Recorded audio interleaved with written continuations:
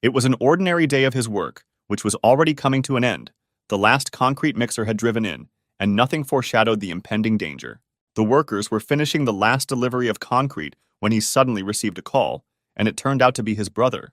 He asked why he wasn't answering, to which Baek Yi-soo said that it was quite noisy here, so he didn't hear the bell. He asked his brother if something had happened to him, but he answered in the negative, saying that he decided to dial him just like that. He asked if he needed a reason to call his brother, adding that he would like to meet him. Yi-soo asked if it had to be today because he was a little busy right now, but his brother insisted. Before he had time to answer, the voice of one of the workers was heard, who was dissatisfied with the way the others poured concrete. The pouring was indeed poorly done, and the bodies of the killed people floated to the surface, each of them wearing North Korean military uniforms. His brother again asked if he was going to come to the meeting tonight, but Yi-soo was in no hurry to answer. Suddenly, a young guy fell out of the door behind, who also seemed to be a little injured. A man came out of the door. In his hand, he had a knife with which he wounded the worker, and hatred was burning in his eyes. It was Lee Yong-chul, a member of North Korea's 525th Task Force. Seeing him, Yi-soo ended the call. He turned to the guy who was lying on the ground. He was a newcomer, who said that he was fine, and the wound was not deep, but the commander did not think so. He was the commander of the Special Unit of the National Intelligence Agency of the Republic of Korea, Baek Yi-soo, with a total of 12 infiltrations into North Korea. He took off his jacket to stop the bleeding, and then he was going to subdue Yong-chul, and the other workers began to place bets on how quickly he could handle it. This irritated Yong-chul, and he rushed at the commander with a knife, waving it at his throat, but he dodged as if from a child's attack. And then he hit him with his elbow from below in the jaw, and Yong-chul felt it well, but did not lose consciousness. But as it turned out, this was not the end, so it was immediately followed by another blow from above with a fist to his head. This time, the Korean could not stay on his feet and fell to the ground, which meant that he had lost consciousness after all. For Yi-soo, such a fight was not even a warm-up. He took his jacket back, saying that it was over. He put on his jacket, saying to patch up the newcomer and tidy up here. He himself had to go to a meeting with his brother. While removing the motionless body of Choi, one of the workers wrinkled his nose, saying that this is why he never talks about the robot. The commander heard this, he thought for a while, and then said to just tell everyone that he had a menial job. He had already reached the meeting place and went inside, walking towards the main entrance. It turned out to be a luxurious establishment, but he did not expect anything else from his brother. Seeing him, the doorman hurried to inform that all the seats, unfortunately, had already been booked, but Yi-soo did not care. He said this, but it was clear that the doorman did not really believe it, assessing the man with his eyes. He said that basic etiquette must be observed in their establishment, and then asked him to leave. He was still speaking when an expensively dressed man came out of the door, raising his right hand in greeting, looking at Yi-soo, who was looking at his brother. His brother approached them, telling the doorman that this was his brother. The doorman's reaction was not late. He bowed, asking for forgiveness, saying that he did not know that this visitor would actually be his guest. Yi-soo said that everything was fine and they had better go, and his brother was able to see the jacket he came in. On the back of it was the inscription, "Safety first." He read it and said that it was a pretty good phrase. Meanwhile, the workers on his team got together after a hard day to finally relax and throw themselves their first party in 3 months. But they didn't have much of a celebration. One guy was indignant that the only food they got was frozen pork. But another said that the commander said to wait. He was probably going to grab something else tasty. The guy with the earrings replied that it would be better if he went with the commander, because he was now having dinner with something luxurious. They saw cars drive into their territory, and a man, whom they recognized as the boss, got out of one of them. The newcomer, who had previously only silently chewed the pork heated on the grill, immediately jumped up to greet the chef. They apologized that they had already started drinking without him, but he said that he had a project to complete, and then he asked where Commander Baek Yi-soo was. Hearing that he had left early, he said that it only made his job harder, putting his hand in his pocket. The newcomer curiously asked what kind of work it was, but in response he received a bullet in the forehead because the boss took out a pistol from his jacket pocket. Such a shot killed instantly, and other workers saw with horror how their recent friend fell dead to the ground. At that moment, other people got out of the cars, and the chief said that today they were disbanding their special squad. He told them not to miss a single one, and the workers were seized with fear, because today not one of them was ready to say goodbye to life.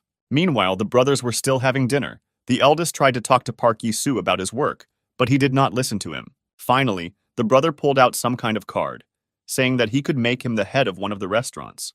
He placed it on the table and then asked why the soldier was wearing a construction worker's uniform, to which Yi Su muttered something about supporting the population. But his brother was not very happy with this answer. Pouring wine, he asked if soldiers help civilians in their time, and Su replied that they should. Then the brother returned to the prospect of working in his company, describing his duties, but Yi Su again did not really listen. Suddenly his phone rang and he looked at the number. It was a guy from work, and the commander was supposed to answer his call. He told his brother that he had to take a call, then excused himself and went to the restroom.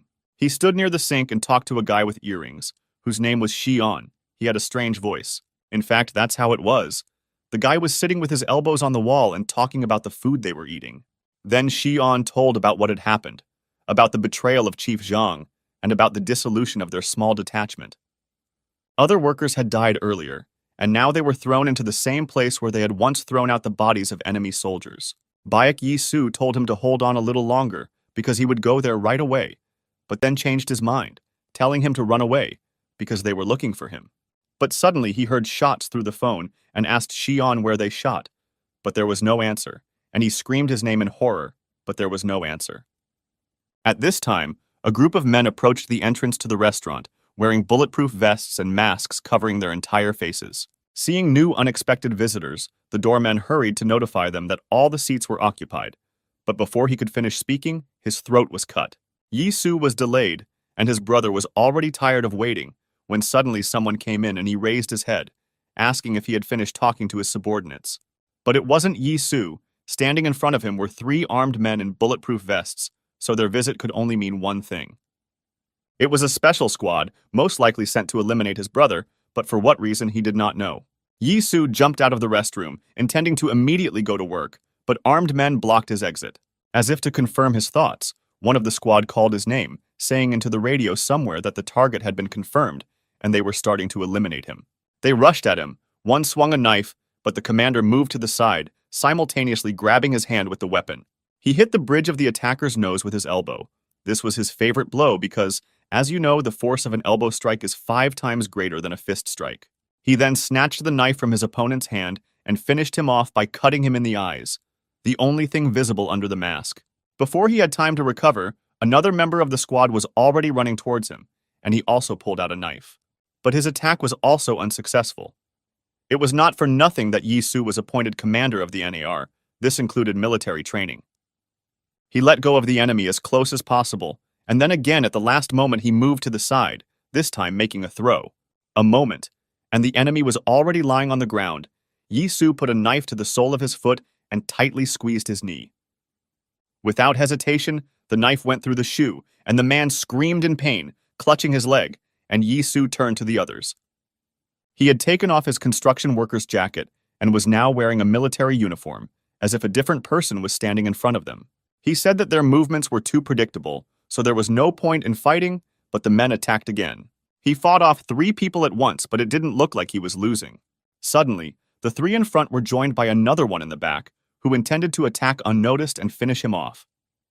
Chief Zhang stood with a cigarette in his mouth, silently looking at the place where the enemy soldiers were dumped, and now their people were there. A subordinate approached him, saying that they had finished everything, and a special squad had been sent for Baek Yi Su. The chief asked if they really only sent 1 detachment, saying that for someone like Yi Su, 1 would not be enough. He turned out to be right. Despite the fact that the enemy was superior in numbers, the commander won, receiving only a couple of scratches. Wiping the blood from his face, he looked anxiously at the door to the dining room of the restaurant where he and his brother were having dinner, and became worried. However, his brother turned out to be not so simple. In his room, he had the same picture as Yi Su, where he turned out to be the winner. He even managed to leave one alive, and now he was holding a knife near his throat, asking who they were and why they had come. But the man was in no hurry to speak, and he cut his throat out of impatience, saying, however, that he was still a little in a hurry. His attention was attracted by a walkie-talkie sticking out in the pocket of one of them. A characteristic noise was emanating from it, and he listened to the message. Someone said to kill Baek Yi Su as soon as they found him, and also to kill everyone who was with him. He was surprised to see that bandits were still using such old-fashioned things, and the message was repeated. His face changed. He was the CEO of TS Financial Company, Baek Do-kyung, the head of Daesung Group. He was about to leave the room, heading towards the door, but suddenly someone called out to him from around the corner, It was Yi Su. Du Kyung asked him if these people were his guests, because alas, he did not greet them with warmth. They were sitting in the car, and his brother was trying to repeat the name of the abbreviation, which, as it turned out, Yi Su worked for. Seeing that his master was not coping, the driver suggested that the organization was called NAR, and handed him a rubber band. Du Kyung took it, saying that it was indeed reconnaissance, but he would never have been able to think that one of the commanders would be his brother. It turns out that he was an intelligence agent who goes to North Korea and kills people, and Yi Su replied that he was not just a bandit either. He was also Daesang's boss, essentially the leader of a criminal organization, so he was also quite dangerous and cunning.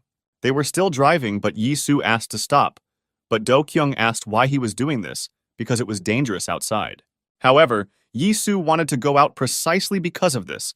He explained that those people would not rest until they killed him. But Do Kyung said that it would be better if he dropped him off near the police station right away, and then they would definitely not find him. Du Kyung said that they had already arrived and got out of the car. Yi Su noticed that he had never been here before. It turned out to be the site of a funeral. There was a procession on the stone steps, and below there were wreaths with a portrait of the deceased. They walked for a short time, and then Do Kyung turned around and asked his brother if he really thought he was joking. Yi Su did not expect such an answer. He asked him what it all meant, and he began to have a bad feeling. Meanwhile, some people approached Do Kyung, first a man who said that everything was ready, and then a woman who was holding a photo frame. She handed it to Do Kyung, saying that within 2 hours everything would be ready to begin, and he, looking at the photo, turned to his brother. Suddenly, he showed it to Yi Su, and he saw that there was his portrait on it, and then added that if everything is decided when he dies, then let him do it. They stood in the temple where they usually come to mourn and pray for the deceased near his photograph. Do Kyung said that it was just a performance. It's used when you need to clear your name or escape. He said he learned it from the Japanese Yakuza, but Yi Su doubted it would work. Du Kyung agreed, saying that of course they would have doubts, but that was why there was one important detail that he had already taken care of.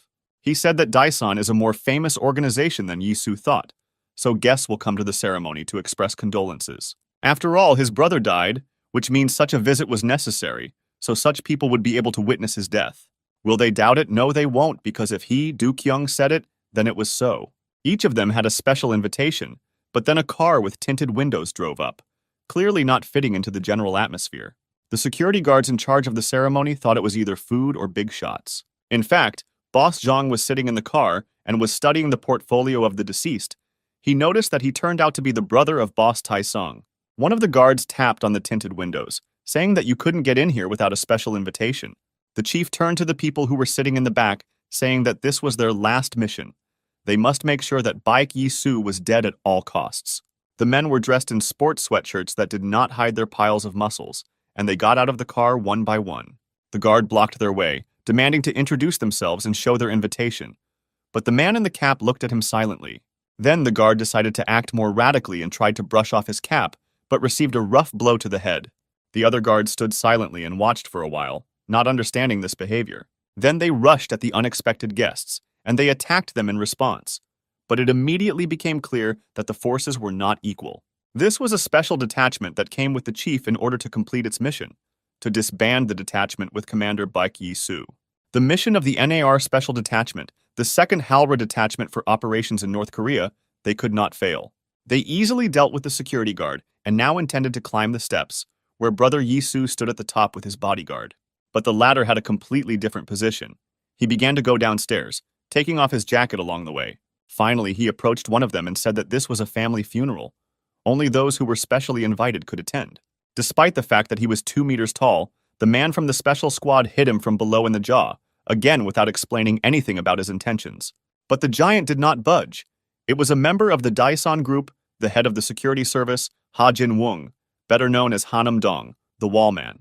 He grabbed the man's face with his huge hand, and the grip was so strong that his eyes popped out of his head. Then a crunching sound was heard, and the man fell, while his comrades in the squad looked on in surprise, because the thug had just broken his jaw with one grip. They rushed at him, saying that he had simply taken him by surprise, but Jin-woong effortlessly dodged their blows. With one hand, he held one by the face, and with the other, he raised his huge fist to strike. However, another from the special squad struck first. He continued to throw blow after blow, but it had absolutely no effect, and soon Jin-woong got tired of these annoying claps. He tensed his free arm so hard that his veins stood out, and then unleashed a crushing blow on the man's head, sending him crashing to the ground. He then turned to the other, whom he was still holding in his left hand, but he decided to somehow take the thug into a chokehold. However, none of the techniques had any effect on him. This time he even got a little angry, and the man prepared for the worst. The wall man shook him with all his might, and that was enough. But then he threw him straight at his comrade. Boss Zhang, who was watching this in the car, grimaced with displeasure, asking why these idiots couldn't deal with one person. He had to take the situation into his own hands, so he got out of the car and walked towards Jin Woon, apologizing for his subordinates. He said that there had been a misunderstanding, and as he said this, he handed him a business card with his details, which stated that he was a colonel. Once again saying that this was a misunderstanding, he explained that he was the boss of the deceased Yi Su and came here to express his condolences. Jin Woon thought about his words for a moment and then looked up at the guy standing there, who nodded his head in approval. Seeing this, he said that he would take the boss into the room, and after a while he was already sitting in front of Yi Su's photo. He asked, as if Yi Su himself, if he was really dead, and if so, how much did his brother Bak Do-kyung know? The brothers sat at the exit. Do-kyung agreed that the situation with betrayal is really difficult. He asked what Yi Su was going to do with the boss, offering his services to kill him, but his brother thought a little differently. He said that his brother should not interfere further, but he did not understand the refusal, asking whether he should really do nothing. And Su replied that there was no need, he would meet with Chief Zhang himself, and then they came up with this plan with the brother he pretended to be. He decided that he had pretended to be grieving enough and called out to him, then pulled out a knife using his brother's face. The story was that there was another brother in the family who was a successful businessman and arrived after hearing about Yi Su's death. He pointed the knife at the boss, saying that it was found in his brother's body, so if the boss doesn't explain himself, then the same knife will be found in him. He held a knife to his throat, asking who killed his brother. Zhang realized that Yi Su most likely really died. He asked the gentleman to calm down, saying that Commander Baek Yi Su died in an accident.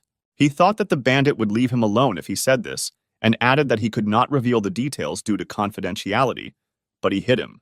He said that the boss talked too much, although he clearly asked who was his brother's killer, and with that, he prepared a knife. Fearing for his life, the boss instinctively reached into his jacket pocket for a pistol, but at that moment, a girl and Jin Un intervened. The girl blocked Do-kyung with herself, preventing him from attacking the boss, and Jin Woong put his hand on his shoulder, saying that it would be better for him to leave.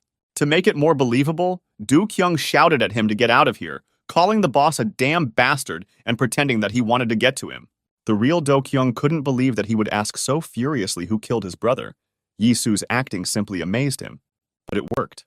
He told his brother about this, asking if he had learned this in intelligence, how to work undercover and all that, to which Yi Su replied that it was not important. He said that this would stop them for a while, but they would come again soon, so he couldn't stay here forever. Then, in the funeral hall, he in fact did not pretend. His emotions were not a game. He said what he felt. He said that at that moment he really wanted to kill his boss, because he did the same to the workers from his special squad. His brother replied that he understood his feelings, but why shouldn't he stay here and not make too much noise, because the main thing was that he survived. He added that he would give him a job and put his hand on Yi Su's shoulder, but Yi Su asked if he was asking him to hide here and become a bandit like him. After thinking a little, he agreed, saying that he really was asking him about it, but only because then they would both survive. Hearing these words, Yi Su tapped his hand to remove it, and he went out without saying another word. When he left, Do-kyung sighed, saying that they were definitely not twins. He told Ji-woon to take people and keep an eye on him.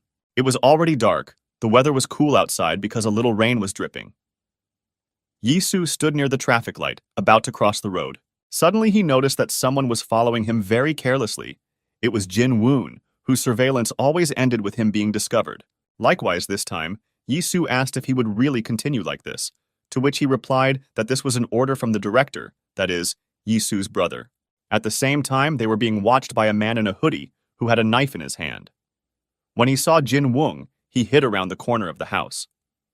Chief Zhang ended the conversation by instructing him not to stop monitoring Do-kyung's house. He remembered his face that day. He thought that brother Yi Su definitely knew something, but his thoughts were interrupted by a hand on his shoulder. It was his daughter who jumped on his back instead of greeting him, but he didn't mind, because he hadn't seen her for a long time. He asked how she got there, to which the daughter replied that the seats were hard and she could not straighten her legs the whole way. She said that the flight was difficult because she wanted to see him quickly, and he replied that he would tell the pilot to fly faster. Her eyes sparkled, and she said that this was the power of intelligence, but he shrugged, saying that he was doing all sorts of paperwork. Do Kyung clutched the empty pack of cigarettes, saying that he would go out to buy more, but the girl, apparently she was his secretary, said that she would do it herself. But he told her not to be such a beach and to let him breathe some fresh air, but the girl was adamant. She said that since she wanted it so much, she should go out with a guard because it was dangerous alone. Then he looked at her with curiosity, and then something strange flashed in his eyes. A minute later, they were going down the elevator, accompanied by two thugs. He took her words a little differently, choosing the girl herself to go with him. Suddenly, he turned to the two guards, saying that this girl was his sister Soo-ah, and added that the guys should greet her. He approached one of them, asking if she had not become even more beautiful, and he hastened to say that his sister was really beautiful. Do Kyung's look changed dramatically. He said that everyone who called Soo-ah's sister ended up the same way, and then asked the man who he was. Instead of answering, he suddenly took out a knife and waved it near Do Kyung's face, but he managed to dodge, while simultaneously assessing the situation. But suddenly, Soo-ah also took out a knife, so now both sides had weapons, and Do Kyung asked if she had another one for him. She said that he was hidden under her skirt, and he still reached there, asking for forgiveness, because the other thug also took out a blade. The first spy rushed at Do Kyung, but was unable to hit him because it was not easy to turn around in the elevator, which allowed him to dodge his attack. With a deft movement, he grabbed him by the arm and then pushed away and stabbed him back, depriving him of any attempts to attack. However, that was only what he thought as the impact cut through the man's suit, and he saw that he was wearing a bulletproof vest. Then, Do Kyung realized that his knife was too short to pierce the body armor, so he had to hit him in the face. He was about to finish with him, but he heard Soo-ah fall in another corner of the elevator, while another thug was approaching her. He swung his knife, intending to strike a fatal blow and end her life, while she cowered in a corner. He hit, but it wasn't the girl he stabbed, because Do Kyung covered her with himself, so now he stood with a knife in his shoulder. But that didn't seem to bother him much as he grabbed the confused bandit and threw him into the elevator wall. But then another man attacked Soo-ah, whom Do Kyung did not have time to finish off, so he now rushed at them again. Do Kyung managed to repel his attack, noticing how Soo-ah rushed at another bandit, preventing him from getting up and taking the knife. But then Do Kyung lunged towards the enemy and knocked out his knife. It turned out that he was quite good with the weapon. He pressed the man against the wall of the elevator, and with some strange force he also put the man's knife to his own throat. His appearance suddenly changed. His suit was torn, and his body was very strong and covered with some strange tattoos. A cry of horror was heard from the elevator. It was Do Kyung who plunged both knives into the bandit's shoulders, and together with Soo-ah, they were already leaving the floor. He approached another guard, asking if he had a cigarette, and he reached into his pocket, saying that he would look now. However, instead of a cigarette, he suddenly took out a knife and plunged it into Do Kyung's stomach, who did not understand what had just happened. Then with one hand, he grabbed the insolent man by the face, like the big Jin, and with the other he carefully grabbed the knife, saying that it hurt a little. The guard said that it was better for the gentleman not to take it out, because he deliberately chose a large knife, but Do Kyung squeezed his face. For a moment, the guard's face seemed to move a little. Do Kyung swung his knife, but the guard jumped back. In his hand, another curved knife suddenly appeared, more like a karambit, and his face turned out to be a simple mask. But it seems that there was still one real guard with them, who told the director that he would detain the bandit. However, Do Kyung told him to just give him what he asked for, but he asked for another knife and cigarettes, and told him to look after Soo-ah. He had 2 knives in his hands. Now he was going to kill the traitor, but before that he decided to ask if he wanted to say something finally. A young man was looking at him. He was a special-purpose NAR assassin with the pseudonym Ghost. He said that Do Kyung talks a lot, and he talked about the murder of his brother, asking if it was his doing. The bandit replied that if given the chance, he would gladly kill him. Then he rushed at Do Kyung, but he was wounded. Ghost asked if Baek Yi-soo was really dead, to which Do Kyung replied that even his boss came to express his condolences. But for some reason, Ghost was not satisfied with this answer, and he rephrased the question, asking where Baek Yi-soo was. Yi-soo, meanwhile, walked with Jin-un, who said that he would be guarded by order of the leader. Suddenly, they disappeared into a gateway, and their pursuer was confused, but the task needed to be completed, so he followed them. Obviously, it turned out to be a trap, and when his face cautiously poked out from behind the house, Jin-woon hit it with all his force. The guy barely managed to somehow put his hands out, but still flew away. He thought that with such a bodyguard, it would not be easy. On top of that, he managed to land in such a way that he broke his arm, and then Yi Su came out of the shadows and asked if Zhang had sent him. The guy said that he was right, and then suddenly added that he couldn't just die, and for some reason his voice seemed familiar. He took off his hood, revealing his face, and one of his subordinates, Li Xian, was now looking at the commander. Jin Woon told Yi Su that it turns out he knows him, and Xian shouted that of course he knows him and showed his broken arm. The commander came up to him and put his hands on his shoulders. He said that he should have stayed with them then, and everything could have been different. But Xian said that he was the only one who survived, so the next time he goes to eat delicious food, he will go with him. Then he suddenly grimaced, and when Yi Su asked what was wrong with him, he replied that he just had an empty stomach, and his arm was broken, thanks to his thug. While saying the last thing, he was interrupted because Jin Woon's face suddenly darkened greatly, and now he looked creepy. They continued to fight, and he dodged the killer's attacks as best he could with his wounds. They fought, but he understood that he would not last long, so he had to gather his last strength and attack without stopping. He attacked him, launching attack after attack, but he successfully repelled everything. It seemed that he was full of strength. His vision began to blur. The image of the phantom was already floating before his eyes, and besides, the wound turned out to be quite deep. He carried out the last attack, this time almost hitting him. But still, the enemy turned out to be strong and dodged. He said that he recognized his strength, because he was pretty good. But with these words, he took out a fishing line from somewhere and knocked out one of his knives. The situation was critical. He asked again where Bak Yi Su was, but Do Kyung could barely stand on his feet. He understood that everything would end here for him. He decided that he should try the last thing he had left and asked what he had already heard about how tactless he could be. With these words, he cut his hair and then surprised him even more by saying that he was Baek Yi Su and the ghost was a fool. He really looked like Baek Yi Su in this form, and the killer even thought about his words, thinking about the credibility. He said that it was impossible, but Yi Su rushed at him, saying how stupid he was, although it was difficult for him to move. But seeing how he fought, Ghost said that Baek Yi Su, the commander of the NAR Special Squad, cannot move so clumsily. But as it turned out, Do Kyung had planned everything from the very beginning. He struck with his free hand, pulling on the karambit line. With his last efforts, he pulled on it, knocking out one of the knives, and ran his other hand along the bridge of the man's nose. He fell to the floor, covering his bloody face with his hands, and Yi Su asked if he still doubted whether he was real or not. He told him to get up and fight, and he rushed at him, but for some reason the advantage was no longer on his side. He missed the moment again when Yi Su grabbed his hand, then squeezed it and prepared to stab him from the other side. He stood in the same stance as his brother, who had undergone special training. This made Ghost think that this was the real Yi Su. He attacked again, saying that it was impossible, but now it was more of a self-conviction, because Yi Su was here. He even fought differently, not like before. Now he had strength, and he moved completely differently, which greatly frightened the enemy. And then something incredible happened. The ghost wanted to spin his karambit for another attack, but Yi Su suddenly stopped him. He pressed his own knife into his shoulder, and he swung it to finally finish off the bandit, and he panicked, not knowing how to dodge. At the last second, he pushed himself away and fell on his back, avoiding a fatal blow. But now it definitely seemed to him that it was Baek Yi Su. It was the real Baek Yi Su who was standing over him again. Now there could be no doubt, because only he knew this technique. The ghost told him not to approach, and in a panic began to look for his knife, anticipating his imminent death. Do Kyung swung his hand and tensed his right hand.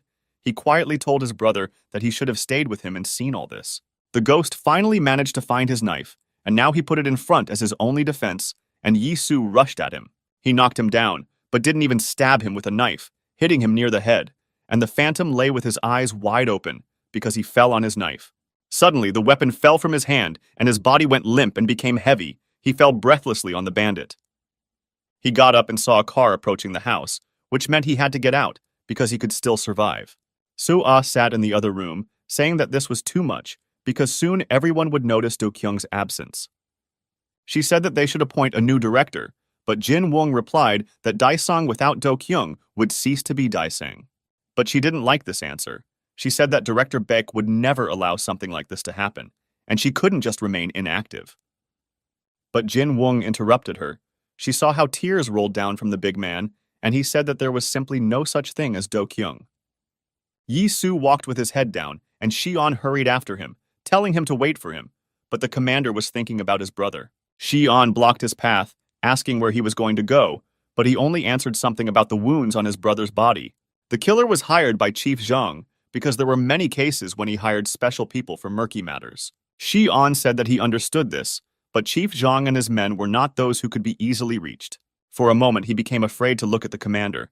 His face was full of despair, and he said that he would find and kill them all. In the morning in the Pangyo Techno Valley, a group of people stood on the helipad. It was a small detachment with a commander. It was the CEO of T1 ICT, Kim Taiwan, who was sitting and peeling an apple, wishing that there was nothing edible in Pangyo.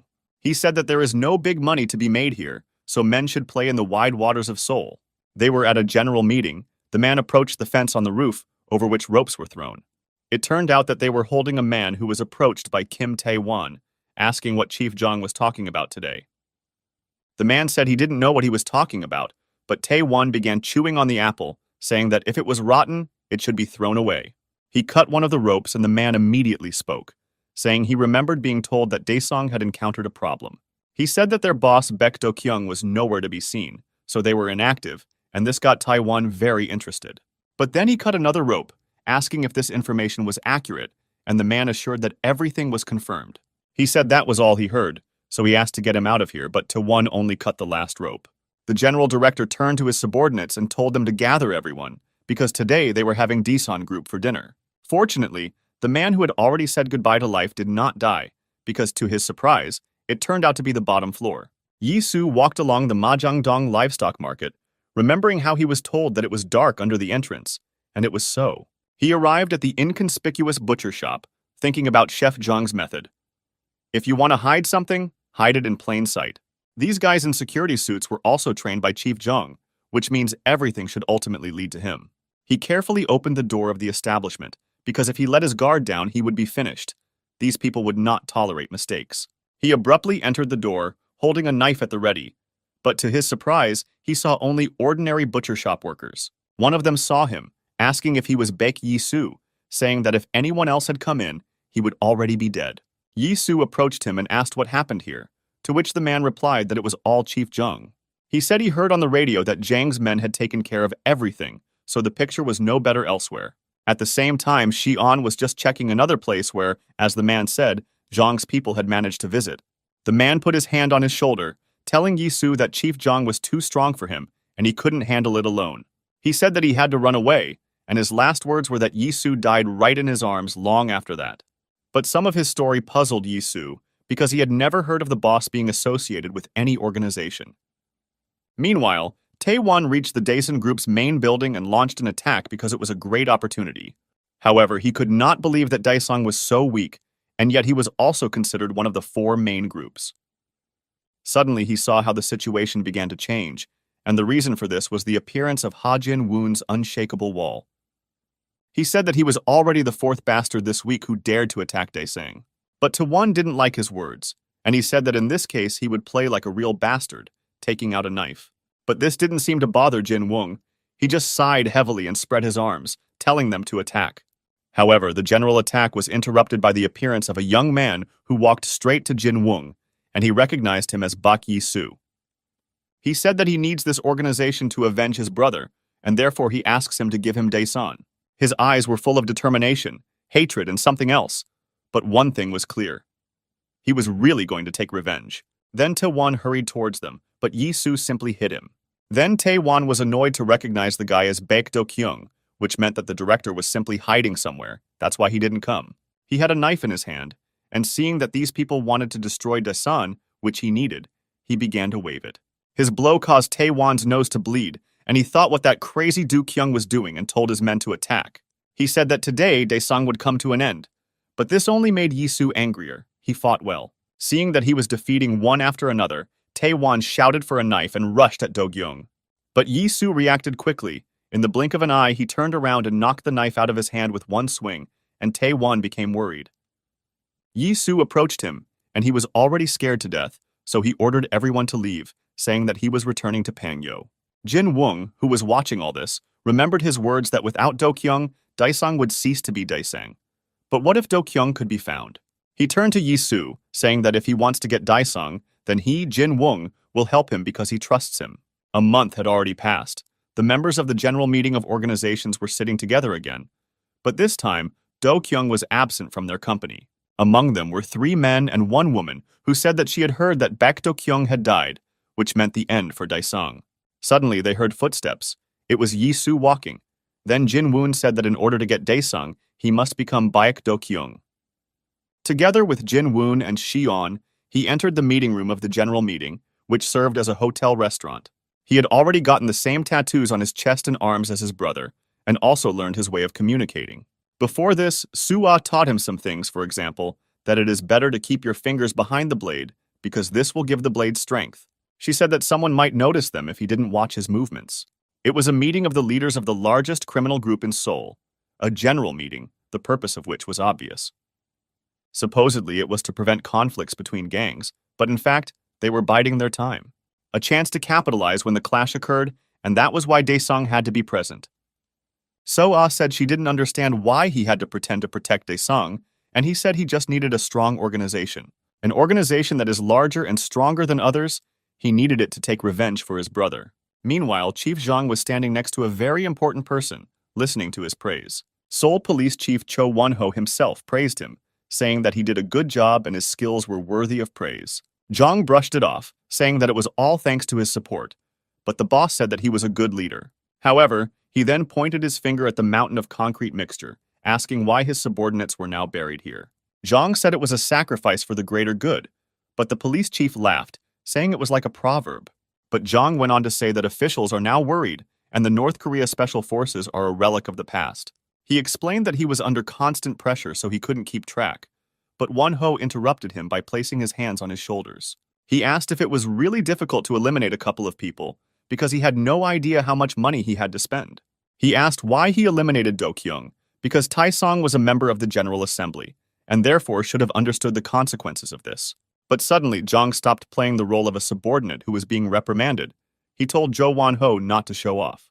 He showed a police badge with the symbol of Korea, saying that Jo Won-ho's role in this project is to keep his nose to the ground. He threw the badge into a hole of cement, saying that they needed a public figure, so if he didn't like his role, he should get out. As he said this, one of Won-ho's guards approached him and grabbed the boss by the collar, asking if their boss was his friend. Won-ho laughed awkwardly, noticing that he had dexterous hands. He saw how he knocked down one of the guards. With some incomprehensible blow, he knocked him out and then took out a pistol from his jacket pocket and aimed at Jo Won-ho. A general meeting, and so what? Why should it bother him? Because he buried his own subordinates. Won-ho waved his hands, saying that he understood everything and would definitely figure it out, because he knew the people from the general meeting. This was what Zhang wanted to hear. He suggested not to let each other down anymore, saying that he would like to meet Baek Do Kyung. Present at the meeting were Jeorang Reserve CEO Ryu Tae-hyun, boss of the Jeorang organization in Yongsan, HHS Entertainment CEO Han Hae-sung, head of the entertainment campaign in the Gangnam area, the owner of the trading company Cheon Uncha Yu-hwa, the head of the Korean Chinese organization in Guro, and also Yilhak Capital CEO Lee Sung-min, head of a small organization in Gudo, 9 Knives, in Jongyo. Just in the middle of their conversation, Shi-on intervened, looking into the hall and telling the director that the meeting was being held here. They entered, and Do Kyung took the only empty seat. All the members of the meeting were surprised by his visit. Hae-sung said that they heard that his brother died, so it must have been hard for him because that's not usually his style. Others also chimed in, saying that there were rumors about a crazy funeral, so everyone was asking him to tell him. Hae-sung put the cup on the table, saying that in this case, they must decide whether Baek Do Kyung deserves to sit in this place. Do Kyung said that if he knew, he could come and support, but since he didn't do this, then at least let him not talk about his brother. He suddenly took out a knife and stabbed it into the table, asking who they were to talk about the qualifications of Daesung Group. Hae-sung grimaced, looking at him with contempt and fear at the same time. He asked how they should understand these words. But Do Kyung looked at him with a creepy look, saying that he would answer in simple words. From now on, Daesung Group will not attend the general meeting. They were returning by car, and Jin Woong said that now the General Assembly had become their enemy. He asked Yi-soo if he had a plan. However, in fact, he did not have any plan. In that establishment, he simply said what he thought. Suddenly, Jin Woon noticed a car jump out from around the corner, picking up speed and rushing straight towards them. Fortunately, a collision was avoided, but other cars appeared from somewhere and blocked their way. A guy wearing a red jacket and holding a brass knuckle in his hand came out of one of the cars. It was Ryu Tae-hyun, who rushed at their car. He broke the glass with brass knuckles and leaned over, saying that if he can do whatever he wants, then let Do-kyung give him Taesung. It all started when Yi-soo expressed his plan. The first thing in it was to catch the rat. He remembered Ryu Tae-hyun talking about the details of the funeral. But it was strange, of course, his brother informed them, but obviously without such details. He said that since the meeting was not related to a funeral, this meant one thing. There was a rat among the members who was leaking information. He said that therefore he would not participate in the meeting as long as the rat was there, but he would not have to look for it either. Then his plan was to smoke the rat out of the hole, and now in front of him was the face of Ryu Tae-hyun, who was that very rat. Immediately after the meeting, he took a couple of cars with him as an escort and drove out to pick up Do-kyung, and now he demanded that he get out of the car. Yong-san's boss, who has the most problems with Daesung, and also does not hide his hostility, was the rat. Then the head of Shi-on appeared from the car, who said that the glass could not have been broken, calling him a baby. Tae-hyun looked at him, asking what he just called him, and when he repeated, he said that he liked his impudence, but he would beat him up. He hit Shi-on, but he only put out his hand, blocking the blow without much effort, because he once worked with the commander. He asked if Tae-hyun was really a gangster, because with such a blow, and even with brass knuckles, he should have at least touched him. Tae-hyun looked at the guy. It was clear that he was interested in him, but their fight was interrupted by the sound of white cars parking. It was Lee Sung-min, the head of the Nine Knives, who said that they should stop there. Tae-hyun mimicked him, saying that since Master Sung-min said to stop, then he should definitely listen. He approached him, saying that they were going to have a party after the meeting, and asked if Sung-min wanted to join. Suddenly, a man put his hand on his shoulder, saying that Tae-hyun had grown up, and he looked at him displeased. Shu Eon asked Jin Woong who the old man was, but he replied that it was Ilhak's elite. They were the best in Seoul in the past. This was also evident from the faces of Tae-hyun's bandits, who were surprised that old man Choi Jong-ho from the Nine Knives was here. He was the chief executive of Ilhak Capital, Choi Jong-ho, a member of the second generation of Gudo. Tae-hyun looked at them with resentment and a little anger, cursing Ilhak and saying that Daesang was his prey. Jin Woon suddenly got out of the car. He decided to greet old acquaintances, telling Sunbae that they had not seen each other for a long time.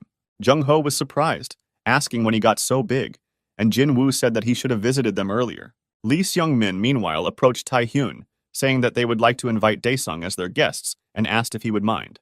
He approached the door where Yi-soo was sitting, offering to go in his car, because the glass of this one was damaged. Still, Yi-soo got out of the car, saying that it was quite scary, but somewhat expected, and Seung-min opened the doors for him. Seung-min told the two to go ahead, and he was going to talk to his friend, but Jin Woon said that he had to accompany the director. However, Yi-soo told them not to worry, saying that the car would still be too small for everyone. They drove out, and Seung-min asked about Daesang. He asked if they were really going to leave the general meeting, to which Yi-soo also responded by asking if they were not kicked out. But Seung-min said that if they leave the organization, problems will certainly begin with the others. He continued by saying that there is nothing but testing and competition in the congregation, so he needs strength to survive. Yi-soo didn't quite understand what this guy was trying to achieve, so he asked the director what his intentions were. After thinking for a moment, Seung-min looked away. He told Mr. Baek that he needed strength. That's why he was here. Meanwhile, Jung-ho asked Jin Woong when he was going to join them, but Jin Woong said that he was working for Daesang. Jung-ho replied that Jin Woong's past was connected with Gudo, and they still had a place for him, but the big man was adamant. He was committed to Daesung. He once again said that his organization is Daesang Group. Moreover, there are things that he must do. But Jung-ho said that he had nothing to do in Daesan, because today he would fall, and this had already been decided. Upon hearing this, Jin Woon turned pale. He was brought to an unfamiliar place, where he saw a group of men in white suits who turned out to be from the Nine Knives. They said they would take care of him, and Yi-soo asked Seung-min what that meant, but he replied that it was the best they could do. Suddenly it dawned on him. He had just realized how much he had made a mistake, and he glared at Seung-min, saying that he was the rat. He turned to Shion, telling him to detain Lee Seung-min, and he agreed, telling the commander to be careful too. And then he hit the driver Seung-min, who was going to step on the gas as soon as Do-kyung was in the hands of the knives. Yi-soo got out of the car, and a man in a white suit and glasses was already looking at him, who said that everything would end quickly. Tae-hyun sat in the car and thought with annoyance that he had to let Do-kyung go in favor of Seung-min and his Nine Knives. He said that his people were fools if they did not understand such obvious things as the power of Ilhak. He said that he had seen them with his own eyes. Just 3 of them were capable of destroying the entire Gangbuk region, which very well described their power. He continued, saying that there were once 9 of them, now only 6 remained, but 3 would be enough to destroy the area. Then he thought what kind of idiot would stand up to them. But right at that moment, Bak Yi-soo, that is, Do Kyung, hit one of the men. Tae-hyun thought that if there was someone who was capable of destroying Gudo, he would certainly become the strongest in Seoul. Last night, they were sitting by the lake, Police Chief Won-ho was fishing, and he was thinking about the upcoming crime against Dae-sung. Won-ho asked if he felt like Dae-sung wasn't the same anymore. He was just a bunch of little trash. He said that because of the project of his superiors, Bak Do-kyung lost his younger brother, and now Dae-san was in complete chaos. Seung-min agreed, but said that starting a war now would be very difficult, to which Won-ho replied that he was just being evasive. Throwing the debris off the cigarette, the boss said that this couldn't be done, because then he would lose everything, so Ilhak shouldn't be careful. And besides, if he had mentioned the 9 knives at a general meeting, no one would have dared to squeak in his direction. The boss was talking about how he, Lee Seung-min, would become the real chairman, and to do this he needed to reorganize Ilhak. Then Seung-min stood up and looked at the lake. He said that he would do everything, but he wanted something in return. He said that in return, he would also like to take part in the project that the boss had mentioned earlier, and he was surprised at his insatiability. He said the project was called One Sink, but he had no idea how Seung-min was going to get a position there. Yi-soo hit the man with glasses again, and he lost his footing a little, almost falling to the ground, while others stood in surprise. Then he finally knocked the man down. It was clear that he fought well, and then asked if they really thought that they could take possession of Dae-san. It doesn't matter whether it was an order or their personal decision. By doing so, they were challenging him as a leader. He looked at the men in suits with his furious gaze and said that today, Ilhak will be destroyed. Seung-min decided not to wait any longer. Intending to get out of the car, however, as soon as he reached for the door, a knife flew towards him. The knife was thrown by Shion, who said that he was actually ordered to grab him, so he couldn't be allowed to get out of the car. The man Yi-soo hit was named Hyungnim, and now he was standing on the ground again, saying that he would have laid back a long time ago if he were older. He turned to the other Gudo members, who laughed a little, because it had been a long time since they had seen Hyungnim hit someone. One of them rushed at Yi-soo, but he put out his hand, squeezing it at the elbow, thus blocking the blow, but the enemy was outnumbered. Another man struck immediately after him, but Yi-soo was able to dodge his blow. Only this man turned out to be much smarter. It was Choi Guan-pal, the 7th knife in the Gudo organization, who grabbed Yi-soo by the collar and now pulled him towards himself and hit him. And when he was on the ground, another man, Gudo's 9th knife, Lee Ji-Yu-chan, ran up to him and kicked him in the head. Jang Tak-bae, the 8th knife of Gudo, was already waiting for him when Yi-soo rolled away and swung to finish him off with a powerful blow to the jaw. At the last moment, he dodged, jumping away from the place where the man hit, but Hyungnim was already rushing towards him from behind. Yi-soo noticed that they deftly attacked from different sides, which meant that it was necessary to look for their blind spots and strike when they were not together. The 9 knives of Ilhak. Everyone talks only about their former glory, but there is something that everyone has forgotten about. At the same time, Jin Woon was fighting with his once good friend, who now wanted to lure him to the side of the 9 knives. However, something was still unclear, and this nuance was explained by Shion, who realized that he had to intervene. After all, even though Ilhak had the 9 knives, if he doesn't intervene now, then all these guys could end up badly. Of course, the men of the 9 knives were incredibly strong, but the problem was that the NAR commander, Baek Yi-soo, was fighting them. Shion jumped out of the car and kicked one of the knives in the head, and the men did not expect another one from Dae-sang to come. And Soo fought with full strength. He did not spare the enemy, because another reason was hidden in his victory, because in this way, he could take revenge. The men looked at him in surprise. They wondered how Dasan's boss could stand up to the strongest organization single-handedly. Guangpal swung his leg for a crushing blow, but for some reason Hyungnim shouted for him to stop. Baek Yi-soo remembered the words of his wrestling coach, who once told him that there are no special tricks in wrestling. He said that there are people who are full of strength and have goodwill, so they never fall, so they can only be immobilized. It is necessary to bridge their arms and legs so that they cannot move, because no matter how much willpower a person has, in the end, his body will not stand it. Guangpal fell, clutching the leg that he had just swung at Yi-soo. It turned out that he managed to grab it and then twist it. Neither Hyungnim nor Seung-min could believe what Do-kyung was doing with the 9 knives, and Seung-min remembered how Won-ho's boss talked about his brother. He mentioned that he was a fairly capable guy, the commander of a special detachment of the NAR, so his brother was probably not a failure either. Hyung-nim thought, wasn't this already too much for a normal beating, where the one who beats and the one who defends switched places? Luckily, just when Yi-soo was about to hit Hyung-nim, Seung-min intervened, and he got out of the car and walked towards Yi-soo. He told them to stop and then put his hand on Yi-soo's shoulder before saying that he needed to talk to him. From the very beginning, this seemed strange to him, because despite the fact that Bak Yi-soo was disposed of, his twin brother was still alive. He told him that such aggressive behavior at the general meeting, plus the appearance he made here, showed that he was not Baek Do-kyung. But Yi-soo's reaction was different from what Seung-min thought. He grabbed his hand, asking what if he knew his real name. He said that it would not be difficult for him to kill him too, but Seung-min only narrowed his eyes, saying that he would like to negotiate. Shi-on, who had also stopped fighting with the knives, folded his hands in the shape of the letter T, as if indicating a timeout. The negotiations were held near the garages and were attended by Baek Yi-soo, Shi-on, and Jin Woong from Daesan, as well as Lee Seung-min and Nine Knives from Ilhak. Sitting on the chair opposite Yi-soo, Director Lee said that he admits that they didn't take them seriously at first, but they had already paid for it with a fight. Yi-soo told him not to delay and asked what kind of deal he was going to offer, because that was why he stopped the fight. Seung-min extended his hand and was handed some kind of file. He said that not long ago they received a request to get rid of him in Daesung. He said that they could find out who did it and for what purpose in this file because, speaking globally, it was a whole project. He announced the deal, saying that they would provide them with information about the organization that decided to attack Daesung, but in return, they would work for Ilhak. Ilhak needed a strong organization, so these were favorable terms for Daesung, but Yi-soo suddenly stood up to leave. There was no point in sitting here anymore, so he said that if this file was the main condition, then the negotiations were over.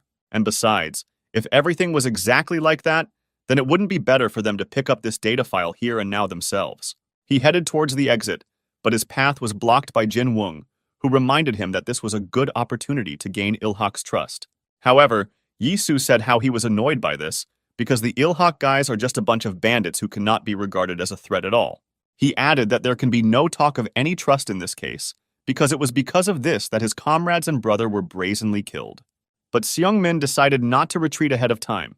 He also stood up, approached Yi-soo, and again addressed him by name. He told him to be careful in his words and actions, because there was no such specimen anymore, and with these words he brought it to the flaming tank. Yi-soo took out a knife, saying that he wouldn't dare, but something still alerted him. This guy Lee Seung-min was not a simple bandit. Jin Woong wanted to stop him, but Yi-soo suddenly shouted that he didn't trust those bandit rats from Ilhak. He said that from now on they don't tell him what to do, because from now on Ilhak will be under Daesung's leadership. He put the knife to Seung-min's throat, saying that he would also take their CEO hostage, and Seung-min nervously looked at the blade. Nine Knives looked at all this in surprise, amazed at both the courage and impudence of this guy from Daesan. Hyung-nim and the other Knives were about to go to help the director, but Jong-ho shouted at them not to move. He realized that Do-kyung was not satisfied with the proposal, so he himself approached them and carefully pulled away his hand with the knife, offering an alternative.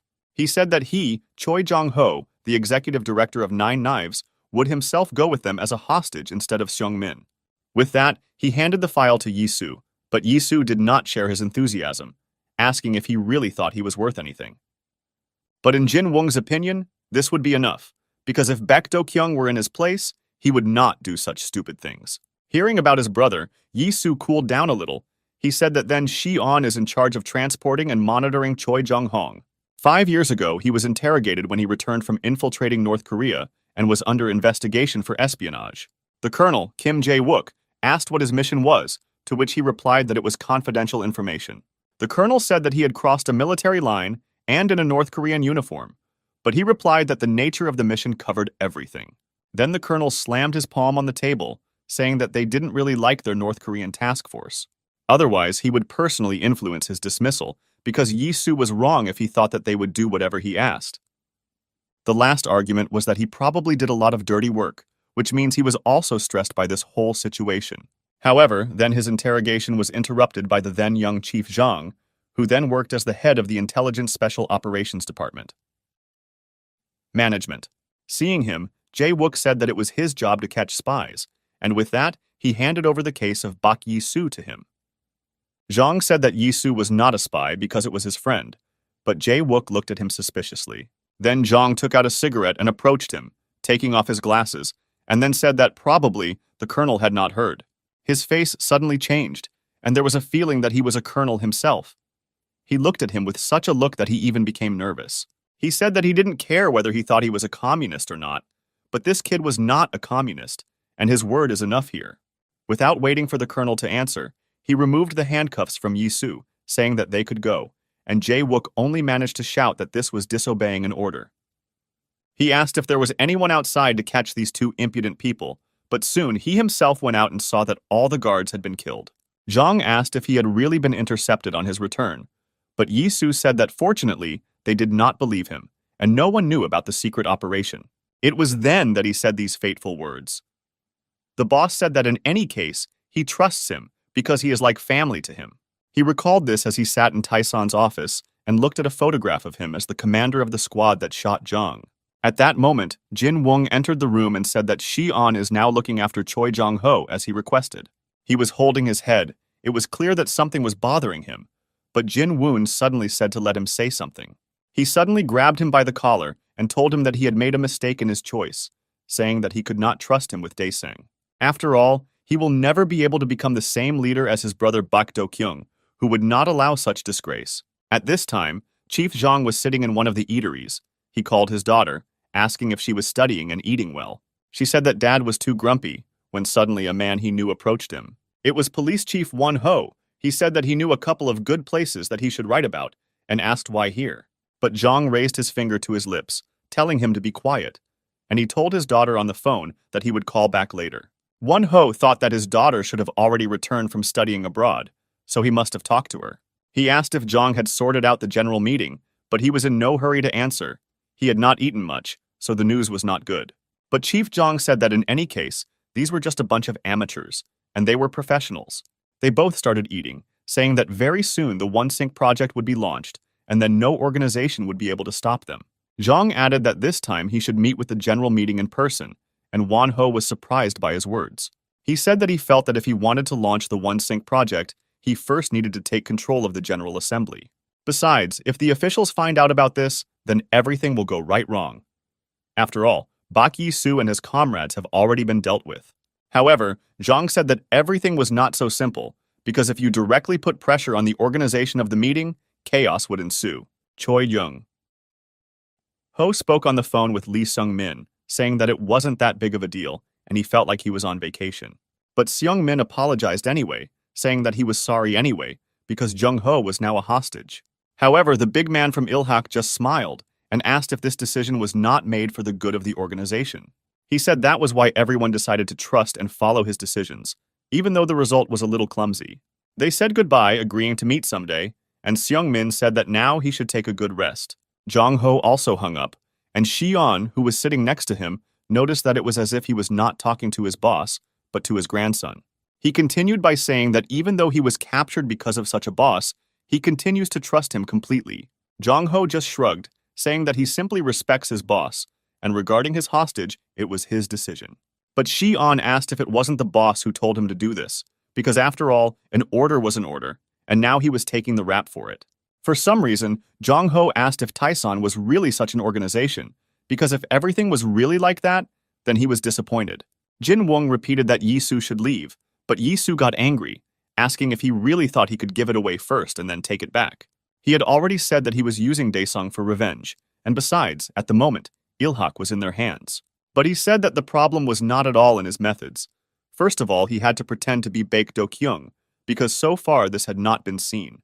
He said that if Bak Do-kyung were here, he wouldn't do this because Daeson is an organization that trusted him. And if Yi-su wanted to be like his brother, then he must also show this faith to the organization. Then he can replace Do-kyung. This faith, these methods are why Taeson still participated in these children's games as a general assembly, so Yi-su answered him. He said that the organization should simply obey the boss's orders, and as for his methods, he would simply use force. Hearing this, Jin Woon silently took off his jacket and then said that since Yi-su sees this as child's play, then let him handle it alone. Yi-su didn't think long. He jumped up and rushed at the big man, and then jumped, exposing his knee to strike, but Jin Woon was able to catch him. He grabbed Yi Su by the shirt and threw him to the ground, so that he did not even have time to grab onto something and was knocked down. The big man asked if this was all that intelligence was capable of, however. Before he could finish speaking, a foot landed on his chin. It was Yi Su. The blow was quite noticeable, and a characteristic burgundy mark was left on Jin Woon's face. But he realized that Yi Su was not going to retreat. Jung Ho asked if this is an organization that obeys only by force, who will follow it. They trust each other only with their fists and pride, and they wage wars only because they rallied together with other people. If you meet a person who will do nothing but fight, and a person who will stab you in the back, then you can find the other one among them. The one you want to believe in and who you want to follow, because it seems to you that this path is the most correct. And Su still overpowered Jin Un, swinging to hit, but he did not get up, and was now lying on the floor of the room, where everything was turned over. He let go of the big man and turned to leave, finally saying that he was wrong, and the problem was not in his methods of solving cases. He said that their system did not necessarily have to be based on force, because if the organization decided everything by force, then it would already be an army. Xi'an's phone rang. Seeing who was calling, he stood up and prepared to leave, telling Jung Haeon that he was interesting, and they would chat some more. He suddenly wondered if there was someone who could not trust anyone. Such a person would not try to forcefully put pressure on other people. Seeing Xi'an, whom he called Yi Su, said that from today, they will create their own organization. They will do this with the help of strong people who do their job honestly. He gave Xi'an a list of those who needed to be contacted. He said that the deadline for this was 1 week, after which they would get rid of the General Assembly, and themselves would become the strongest organization in Seoul. Jin Woong was lying on the floor. He was a little annoyed that he lost to Bak Yi Su, even though he was the commander of the NAR Special Squad. He remembered how 4 years ago he worked in a butcher shop, and that's when he first met Bak Do-kyung. One day he came to him again, but Jin Woon was not happy with this man, because it was clear from him that he was involved in dirty deeds. Then Do-kyung said that if Jin Woong continues to be so unkind, he may soon lose his business. However, Jin Woong only told him that they do not allow smoking in the establishment, and then Do-kyung apologized, changing the subject. But he pointed to a couple of beaten men who were scattered around the diner, asking if they weren't his customers. But Jin Woon told him to stop it and get out before he made any noise, and then added that it was getting late. But suddenly a man in a red suit appeared from behind the door and was very surprised to see Jin Woon. He said that he had heard a lot of rumors, but it really was Jin Woong, and then asked if he really worked here now. It was Lee Hong-gu, director of the Hook Il-su organization, which was part of the Gorang group and dealt with loans and credits. He turned to Do-kyung, saying that the boss does not serve any bandits here, but he said that he is a regular customer. Hyung-gu looked at him in surprise, asking what he was saying there. Had he really lost his fear? But Do-kyung's face was serious. Then Hong-gu approached him, took his face, because it seemed familiar to him, and asked if he had attacked their guys from Huck. He asked how he dared to do this, otherwise he had an extra life lying around in his pocket. However, Do-kyung was not going to play the role of the victim and listen to his jokes. Now he asked how it was possible to be called Hook. He took one of Hong-gu's hands and put a knife to his hand, asking if he shouldn't be one-armed if he was in Hook. A terrifying scream was heard from the diner, and the men from Hook who had remained outside hurried inside. Hong-gu cursed, asking how Do-kyung even dared to do something like that, because if Gorang found out about this, he would be in trouble. However, he asked in response why this should bother him, because they are Daesun, so he could run to cry to his Gorang. Members of Hook burst into the establishment. They hurried to pick up the boss, first going to the hospital because he had a cut-off finger. Jin Woong asked if he would just let them go like that, but Do-kyung said that he too just sat and watched as these guys were beaten. He noticed that the store was full of dust and didn't even have a menu, which meant Jin Woong had no plans to do business. He said that he just wanted to get rid of the bandits, and he had just helped him with it, so now he wanted to join him. Jin Woong asked if he even knew who his opponent was, but Do-kyung again said that they were Daesung, so it didn't matter. Then Jin Woon handed him a rubber band on his fist, telling him to tie his hair with it, because he looked like a butcher. Do-kyung thanked him, but said that he really couldn't do business here. Now Jin Woon was again looking at the same elastic band that he now always wore for Mr. Beck. Now, however, this was no longer necessary, because he was dead, and his younger brother, with whom he had just fought, had come in his place. He sighed, thinking about how different the twins were, but he liked Do-kyung's character better. Hong-gu sat in the chair and wanted to scratch his head, but again discovered that he was missing 2 fingers on his left hand. He swore loudly, saying that he couldn't get used to it, remembering the one who did this to him. He couldn't forget the pain and humiliation of the last 4 years, so he decided that today was the day for revenge. He said that Daisang left the general meeting and is now powerless, so today they will destroy the Daisang group. The men who were part of the Gurang group unanimously supported the boss's idea. Their total number was 50 people. Suddenly, they heard someone pounding on the door, and they looked there, asking what it could be. But they soon found out for themselves, because the door swung open sharply, and they saw an unfamiliar guy hit one of them. The others stood in confusion, not understanding who dared to attack them at such a time, because they were part of Gorang. But the man, whom they initially thought was a guy because of his ridiculous hat, walked inside as if he was not afraid at all. He had bright blue eyes and pierced ears. He took his hat to take it off, and the men suddenly recognized him as Boris. Boris worked as an ordinary builder. That day he was asked if he had seen who did such a dirty trick. The head of the construction site pointed somewhere on the wall, asking who could have thought of such an absurdity. A huge graffiti was painted on the wall in the form of a 5-angled star, which was now displayed there. But Boris did not answer the main thing. He looked away, for some reason thinking about something of his own. Meanwhile, Xian clarified some details from the biography of this man with Yi Su. They were near the garages and were talking about him. Xian said that the man had a nickname, Sheepdog, and asked if he had not returned to Russia. But Yi Su answered in the negative, saying that he was hiding as a foreign worker and now he was here. This was the first man on his list of people with the help of whom he was going to create his own organization. His name was Boris. He was from the Russian mafia, a security inspector and the boss's hound, also known as the Sheepdog. He saw Yi Su in the garages and rushed at him with a knife when he called him by name. Xian then doubted whether such a person would want to work with them, because his nickname alone was already frightening. Yi Su took out the flash drive and put it in front of the attacking Boris to attract his attention. It worked, and the man stopped with a knife to his throat, but Yi Su said that he had come to make a deal with him.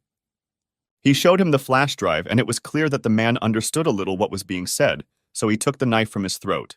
He took off his helmet, revealing his bald head, on which was a strange tattoo. He had a hole on his head with red claws protruding from it. The tattoo was called a demon in a human mask. It looked really creepy, and in this form he appeared before Honggu and the members of his organization. But Honggu did not take him seriously, saying that such an obstacle was unacceptable on the day of Daisan's destruction. He ordered to deal with him. 2 men attacked Boris, but he didn't even lift a finger, which surprised them a little. But they quickly realized where he had so much confidence and power, because he pointed the barrel of the gun at the attackers. Of course, it was a real pistol, because who needs fights if everything can be solved with a couple of shots? He struck with an incomprehensible side blow from the handle, but it turned out to be a powerful blow, and the man who took it instantly fell back. Another of the attackers stood in amazement. He still could not believe that they were confronted by an armed enemy. He decided to quickly take out a knife in order to quietly attack the impudent man, but he was already aiming at his head. He called them idiots, saying that no weapon would have time to damage him because he would send a bullet faster than that. For now, he held back, and seeing that the man was distracted by his words, he hit him in the face with his free hand. The rest of Huck also rushed to the attack, saying that it would be better if they attacked all together. Some even managed to grab Boris by the arms, preventing him from taking proper aim and firing a shot. Another one grabbed him in a chokehold, trying to squeeze his huge neck, but Boris didn't seem to care. Suddenly, he bit the hand of the one who was trying to choke him, grabbing his teeth under his jacket and shirt. Of course, his clothes prevented him from missing the skin a little, but the man still felt something, and he really didn't like it. He swung his free hand to hit the insolent shooter, but he only gave him a strange look. A moment, and the man found himself on the ground, and Boris stood over him. Now it was his turn to perform techniques. He took the knife, which fell from the other man's hand when he tried to get it, and turned to his victim. With one hand, he grabbed his face, and with the other, he gripped the knife, holding it near the head of the man who was already losing consciousness.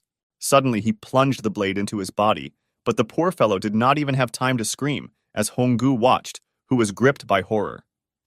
Raising his bloody-gloved hand, he said that people raise demons to hide their weakness.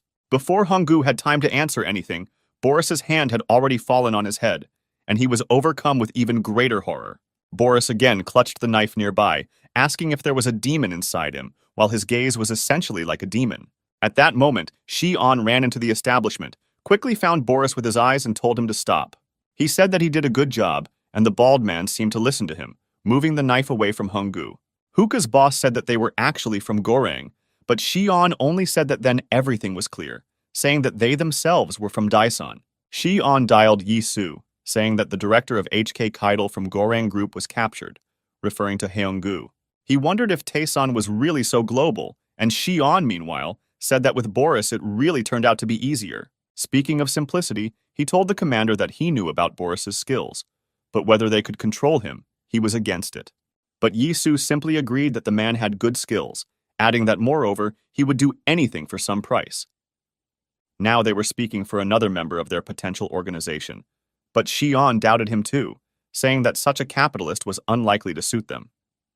Then the guy with a knife attacked Yi-Su, who came to talk about joining his organization, and Su managed to get his knife, and this allowed him to defend himself.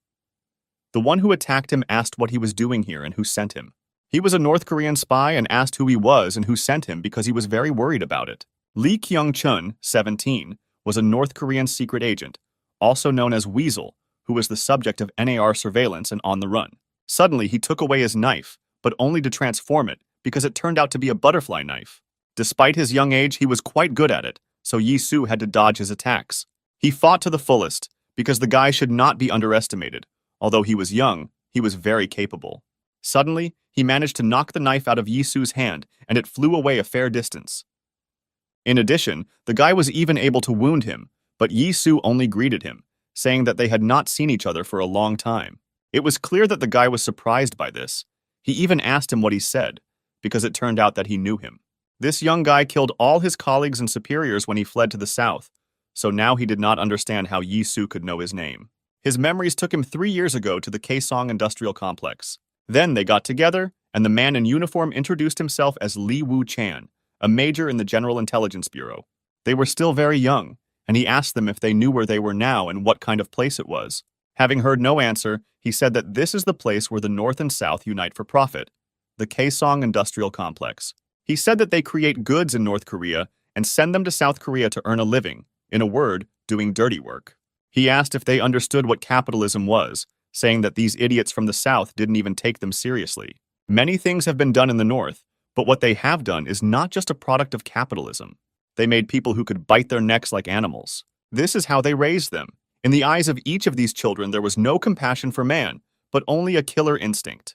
Their special name is Laska. It was their duty and mission to protect their fatherland. The plan for training juvenile operatives was to work at an industrial complex during the day and train undercover agents at night. Kaesong was in close proximity to South Korea, so children were sent along with the goods. But there was a flaw in this plan. He was called out by a man who called him by name, which was rare under their regime. In one hand, he held a box with something tasty inside, and in the other, he had a pack of the same delicacy. He put the box in front of the boy, telling him to snack on this because he was already working a lot. He told him to eat slowly and did not forget to share with his friends, and the guy was already greedily chewing on the tasty treats.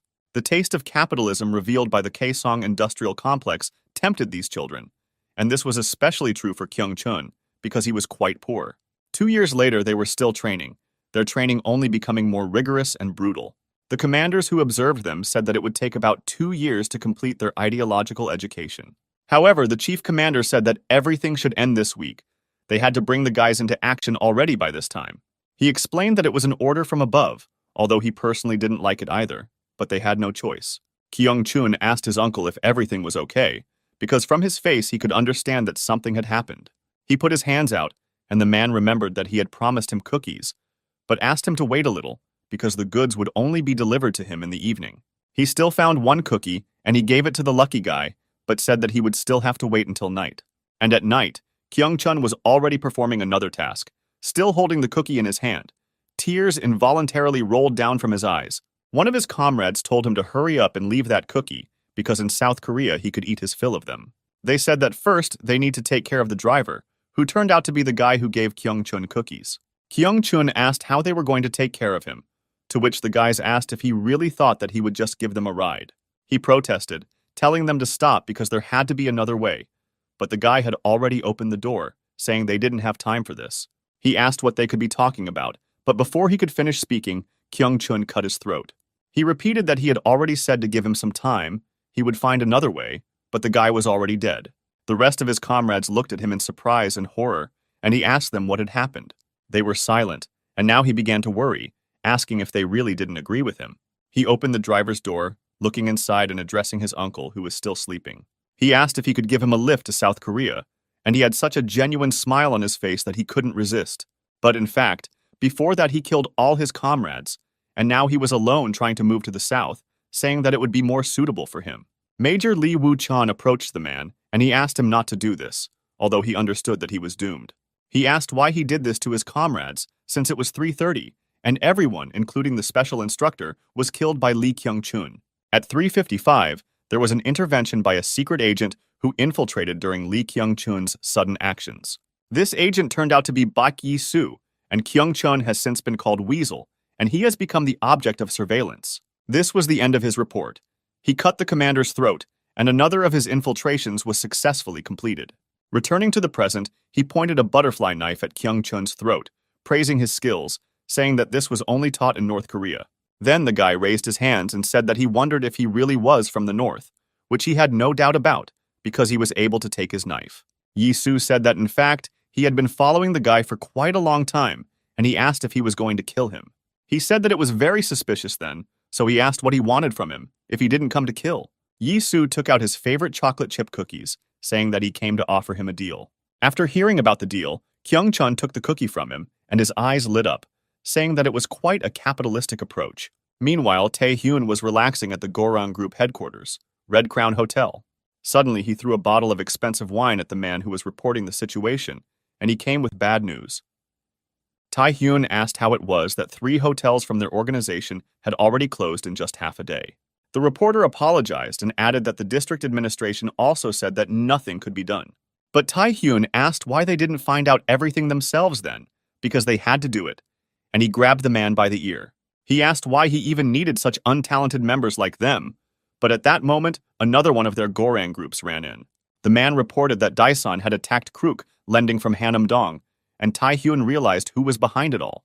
He ordered everyone to get ready, saying that they were going to march on Daesan in Hanam-dong. They were walking along the corridor, but suddenly their attention was attracted by a guy who appeared out of nowhere and was now watching them. He mockingly asked if the Gorang men were boasting that they were bandits, because in his opinion, this was a lie.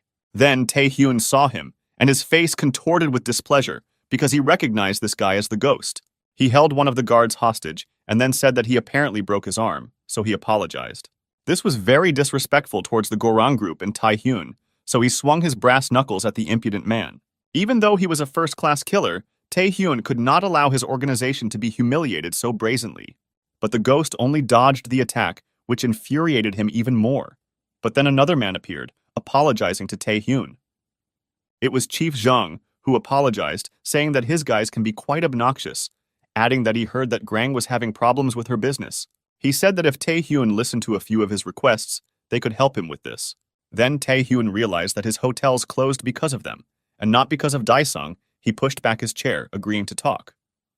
Still holding the brass knuckles in his hand, he asked if they were really going to beg him for mercy. The ghost, who was sitting opposite, laughed, asking for forgiveness, because he could not get used to their gangster style of communication. He said that at this rate, Tae-hyun will really run into trouble someday and pay with his life. He was about to get up, asking how he dared to talk like that, but Zhang stopped him by making a proposal. He told the director to calm down, saying that he really was far from in an advantageous position.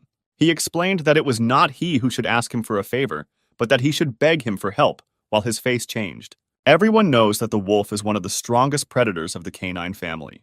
Of course, he is smaller than the same predators, like a bear, a lion, or a tiger, but this did not bother him. After all, nevertheless, he was able to become the strongest, surpassing them all. After all, unlike other predators, he hunts and lives in a pack, and this is a huge advantage, in fact. They also have one individual who leads this pack, and such an individual represents charisma. Such an individual is called a leader. He was the main one in the pack, and the rest of the members obeyed him, because he was the leader. The Gorang trading group could also be compared to a pod, and its name meant giant whale. And in Gorang, such a leader is Ryu Tae-hyun. He told Zhang that he said funny things so that they, Gorang, would beg him for something. However, he only phlegmatically lit a cigarette, asking what Gorang had to do with it, which greatly puzzled Tae-hyun. Zhang reached into his pocket, saying that their organization touched many areas of activity, from loans to the hotel business. But in the end, they're just pathetic bandits, aren't they? As he said this, he took a pistol out of his jacket. He said that, unfortunately, A hunter with a gun came to the pack of wolves from Goreng, who was now in front of them. A special squad was already standing behind him, and Zhang said that they are different from them, amateurs, because they are professionals. But his people also managed to gather behind Tai Hyun, and he said that in this case, they should declare war. However, Chief Zhang was not at all frightened by such statements. He repeated it again so that Tai Hyun would calm down and listen to him. He said that it was time for them to get down to business, and with these words he took out some kind of folder with documents. He handed the folder to Tai Hyun, who took a look at its contents, but he clearly didn't like it. He carefully studied the document and then looked at his boss with contempt. He asked if he really thought that he would fall for it, because everything was suspiciously tempting, and the one-sink inscription was on the document. He asked why Zhang offered them such a good project, because he knows that if they go to the bottom, they will definitely be together. However, the boss said that it was a business proposal, because they would introduce them to the workforce, which he repeated was a pro. But Tae Hyun said that he only talks about his professionals. He tore up his proposal. He added that they need to feel confident that they can be trusted to run a business, and he suggested looking at their abilities. Shi-on stood on the street and tried to call one person, but he did not answer, and this worried him a little. He looked at the time and saw that their meeting should have started a long time ago, but he still wasn't there. He wrote to him where he was hanging out, whether he had fallen asleep, because they agreed to meet at that time. But there was no answer. Then he called the commander, asking what he should do now, because the one they were waiting for never showed up. Yi-Soo, who was in a different location, received the signal through the receiver in his ear, asking if it could be heard. He told Shi-on to wait a little, because perhaps he would call him back. But for now he, Yi-Soo, was a little busy with Weasel. Hearing about Weasel, Shi-on exhaled into the phone in surprise, asking if they had any problems along the way. He doubted whether the kid was useful at all, but he only said that because he didn't know his abilities. He deftly jumped towards two men who crossed their path and did not want to let them pass, and then took out his knife. They didn't even have time to react before he had already slashed them in the throat, and was now deftly returning back to Yi-Soo. He said with a smile that to kill you just need to put pressure on the settlement, and this was indeed true. Seeing this, Yi-Soo responded positively to Shi-on, saying that this little guy was useful and would still be useful to their organization. However, Shi-on asked if he was still too young for such serious matters, since the guy was only 17.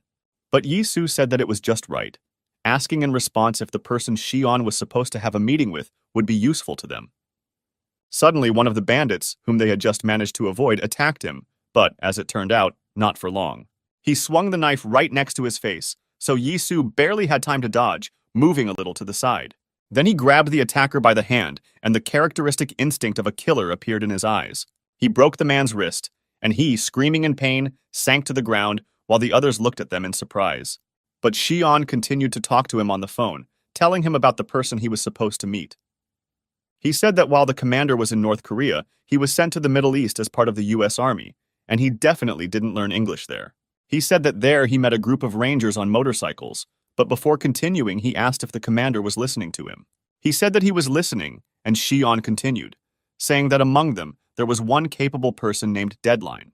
He said he was something of an errand boy who would do whatever was asked as long as he was paid well. Yi-Soo asked if this was so, and Shi-on once again confirmed, saying that he was ready to do anything for money. Kyung-chun Yi-Soo said that they need to keep moving, because today they must get rid of at least one more Gorang subsidiary organization. Thus, they made their first move by destroying their best and strongest subsidiaries. Shi-on said that he would start his operation and then join them when he finished, and the commander agreed. He had just finished the conversation when someone threw an axe in his direction, which almost reached his face. But Yi-Soo, with a strong and deft movement, grabbed the axe and moved it to the side, protecting his face. He thought that it seemed that these people were faster than he thought, but that was not a problem for him and Kyung-chun. The man who threw the axe was very surprised that the guy was able to catch him, because he thought it would take him by surprise. It was Kim Do-hwan, the director of the Doki Doki Night organization, part of the Gorang group, and he asked how they dare to attack Gorang. But Yi-Soo only told Weasel to deal with him, because he was just an amateur, and he, with a cookie in his mouth, already rushed at the man. He missed it by just a split second because two other men blocked their boss. One of them swung a knife, and Kyung-chun dodged, but the blade passed near his mouth, cutting the cookie. This surprised the guy. He said that these guys, it turns out, are masters. It looks like they trained in the army. He asked why people like them were on Gorang's side, and the men took a defensive stance. From behind them, Do-hwan's head appeared, and he boasted that these guys were personally sent here by director Ryu Tae-hyun. Well, plus, the same guys should have already arrived in their Daesan, because they are not the only smart people here, so he advised them to return to their headquarters. He said that it was better for them to hurry before Daesan was destroyed into smithereens, but Yi-soo was in no hurry to leave his place. He thought that Chief Zhang was directly related to Won-sink, and now he brought Gorang into this to increase his chances. Kyung-chun told him to leave those two masters to him, because he would deal with them, and Yi-soo could take care of the director. The guy suddenly started jumping on his feet, saying that there was something that had interested him for a long time, and now he wanted to check it out. He prepared to attack, thinking that of course he was a North Korean spy, but it should work on South Korean masters as well. With this thought, he rushed into the attack, already planning tentative actions for its success. The man he was running towards pulled out a knife to wound the guy, but he hit him in the arm, moving it to the side. Then he held it with his right hand, and in his left he was already twirling his knife, preparing to strike. It was clear that he would succeed. And so it happened, and the knife passed near the throat of the man, who even dropped his weapon in surprise. Blood sprayed from his neck, and the other man was already clutching his knife, because he realized that the guy in front of him was quite dangerous. He lunged at where Kyung-chun's head had been a second ago, but he ducked down, hiding behind the body of the wounded bandit. In an instant, he found himself next to another man, who, like his comrade, did not have time to do anything before he was cut. Having finished with them, the guy turned to Yi-soo, saying that the road was clear, so they should hurry up. Yi-soo was about to help him with the rest, but the boy told him that he could handle it himself, and he could go forward. Yi-soo agreed. Do-hwan, who was pressed against the wall, couldn't help but think how it happened that the elite defenders from the Gorang group were so easily defeated by some guy. And Soo thanked Kyung-chun and hurried to hide, because he still had things to do that he must definitely do. As he ran, he thought about the fact that Chief Zhang was already with Goran, and this happened quite quickly. Tae-hyun admitted that the boss's guys were not bad, but he asked if they would listen to amateurs like Gorang Group. To this, Jang counter-questioned him, asking why he thought they were professionals. It was all quite obvious, because they simply wouldn't work unless they were paid as they were supposed to. Therefore, it doesn't matter who orders them, the main thing is that there is decent payment. A guy on a motorcycle was rushing towards Yi-soo. In this matter, such a guy was a professional among professionals. He had already swung the crowbar, which he held in his free hand. A large group of people had already gathered near the building, each of them armed with bladed weapons. At the same time, a car drove up to them and stopped near the building. Boss Zhang and Ghost were sitting in the car. The latter said that he was still not used to the fact that they were involved in business groups. He said that he was sure that he killed Bak Yi-soo, asking why he was still alive then. But Zhang told him that he should have been convinced of his death and brought the corpse. Then there would definitely be no doubt. He said that if the Phantom had done this, then none of this would be happening now. But nothing can be changed. The Phantom had a strange expression on his face when he heard these words. For some reason, he looked somewhere into the distance for some time, without even blinking. Then he seemed to come back from his trance, slamming his fist into his palm, asking why he really didn't do that. Suddenly he laughed, and his eyes seemed to pop out of his eyeballs. He said that he should have done exactly as the boss said. Seeing that he had already gone crazy, Zhang said that they should not go back to the past, so they should not think about it. Meanwhile, the guy gripped the crowbar even tighter and prepared to strike, swinging with all his strength. Considering that he was on a motorcycle and at high speed, the skill of his blow was surprising, because if not for Yi-soo's knife, he would have already been unconscious. The guy used a crowbar to stop. Now Yi-soo clearly recognized him as Deadline, but he doubted that Xi'an was able to talk to him so quickly. Then a terrible realization struck him that if it wasn't Xi'an, then Chief Zhang had already beaten them to it, and they hired this guy. However, he did not have time to think about it, because new changes appeared and the situation became much worse. The Middle East, Afghanistan, is considered the most dangerous combat zone that can be found in the desert. Vast wilderness and sand dunes were everywhere here, so to overcome these conditions, the 66th Ranger Battalion created a special group that traveled on motorcycles. It was called a Special Group, and it was created by the U.S. Special Operations Command, SOC. One of the Rangers transmitted a signal, calling headquarters. He said that they had managed to return several enemy guns and gunpowder. However, the problem was that even in those days there were variables. This has always been the case. Such people did not consider that they were betraying anyone. They were simply worried about their safety. Therefore, to survive in the midst of these variables, it is necessary to find a reliable way, a method that can ensure their safety without any risks or damage to them. War always means the death of thousands of people, perhaps the most ridiculous thing that humanity has come up with in its history. For example, a group of extremists who sought to advance their interests in a series of riots, or greedy corporations who want to use these interests to achieve their own goals. Many more examples could be given, but something else was completely clear. This style of life was unsteady, because people by nature will always strive to gain more power into their own hands, caring about their safety. In this world, the strong will always dominate the weak. It was, is, and will be, so there is no point in changing anything. It was a most dangerous war zone, where you never knew what you would be met with or what you would be led through. And if you couldn't handle all the variables, your end was as inevitable as nature's cycle. You became a victim in this system. You were eaten by someone who was stronger, and you could no longer do anything about it. Power and authority are not given to everyone, so if someone wanted to get it, he had to go through a rather thorny path. However, if he still managed to overcome it, he became the winner and received the power and knowledge necessary for domination in this world. Sometimes people underestimate others, thinking that those who cannot think like them are fools. However, when these fools returned, their appearance was as unexpected as the misconceptions about their failure. And then the hour of reckoning comes. It is then that it becomes clear who really is the strongest and smartest. It was a simple principle, which, however, for some reason everyone forgot. If you underestimate the enemy, you will pay. Just in such a place, a desert, where not everyone can survive and ensure their safety. The most terrible of the predators was Deadline, who managed to subjugate not only his comrades, but also the enemy. This was a brief description of what Shion said about him, saying that everyone without exception was afraid of the guy. The roar of his motorcycle could be recognized with closed eyes, because there was something frightening and terrible about it. It was impossible to hide or run away from him. The victim could only accept the battle, the outcome of which would determine her life. Now Yisu was such a victim. He knew that meeting Deadline was dangerous, but he found him first. He prepared to attack again, gripping the crowbar tighter and adjusting something on his motorcycle. His left hand, holding a crowbar, was aimed at the enemy's weak points, but unfortunately, Yisu realized it too late. Suddenly, the light that the motorcycle's headlights emitted went out, leaving the two of them to their own devices in almost impenetrable darkness.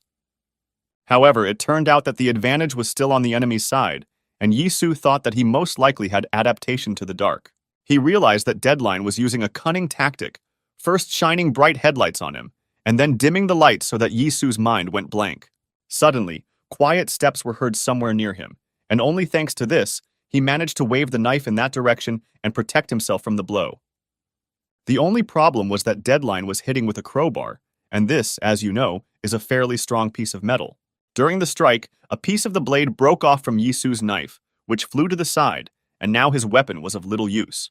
Moreover, he did not have time to tense his hand in time, so now it was very painful from the unexpected tension. It smelled like kerosene. He didn't know if he would be able to block the enemy's next attacks, so he had to do something about it.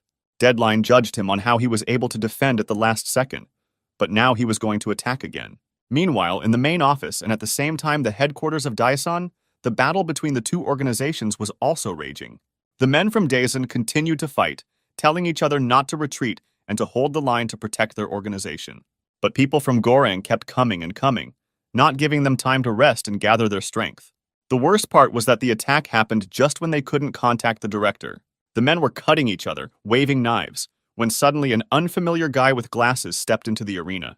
He had a strong build and said that he didn't understand Chief Zhang, asking what was wrong with these thugs.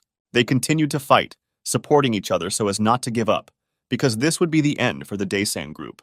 But suddenly, the bespectacled man attacked one of the men, who was fighting hard and cheering on his comrades. The blow was so strong that his knife even fell out. They hit him in the jaw with such force. He fell to the floor, unable to stay on his feet, but did not lose consciousness, and now simply looked furiously at the new bandit. He looked back at him, saying that they were too tough for them, because they were professionals in their field, and they were just a bunch of scum. As if to confirm his words, the men behind him rushed to attack the remaining members of Daesan. The bespectacled boy ordered them to kill all these idiots, but suddenly a strong blow was heard, as if someone had been thrown to the floor. This turned out to be almost true, as Choi Jong-ho joined the fight and unleashed his heavy blow on one of their gorangs. He sighed in annoyance, saying that he just wanted to enjoy his vacation here, but these idiots got in the way.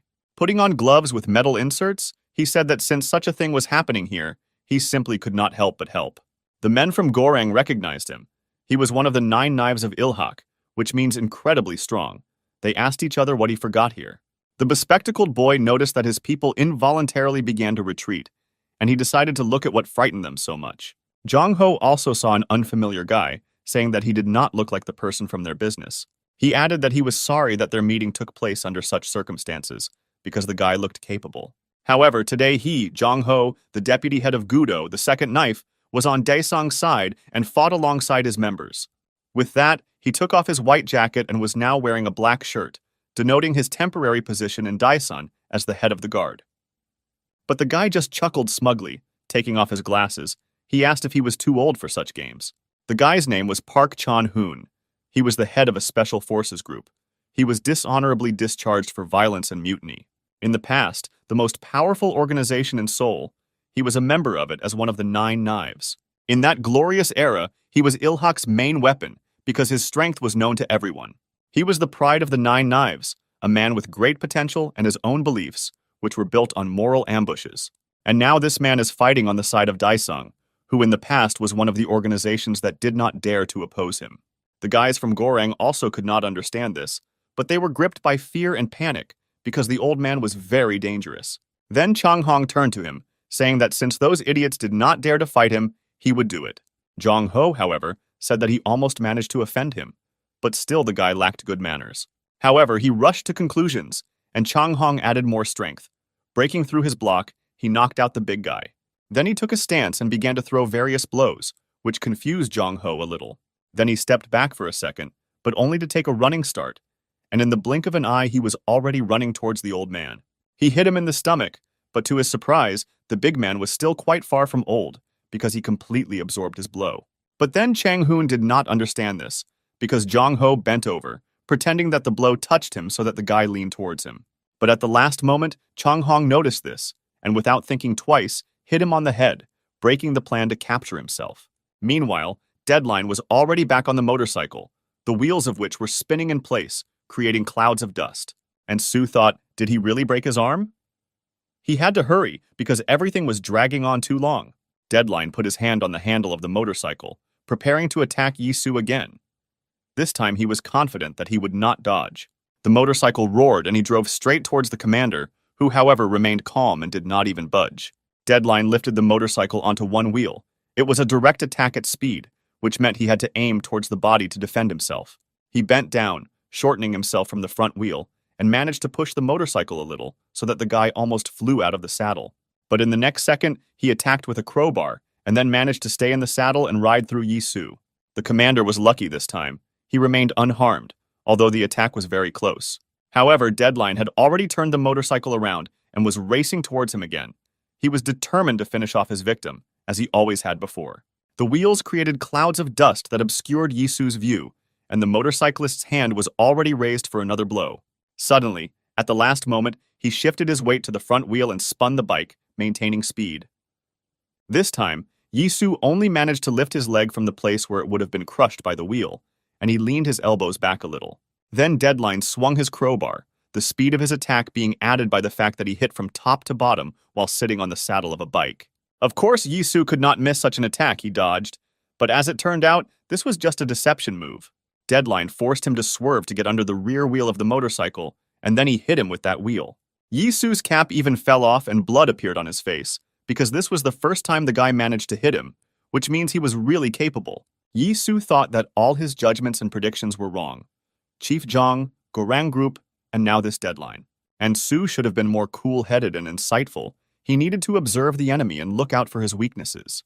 But for now, Deadline continued to attack, once again starting the motorcycle engine. He again prepared to attack. It was impossible to tell or understand from him what weak points there might be.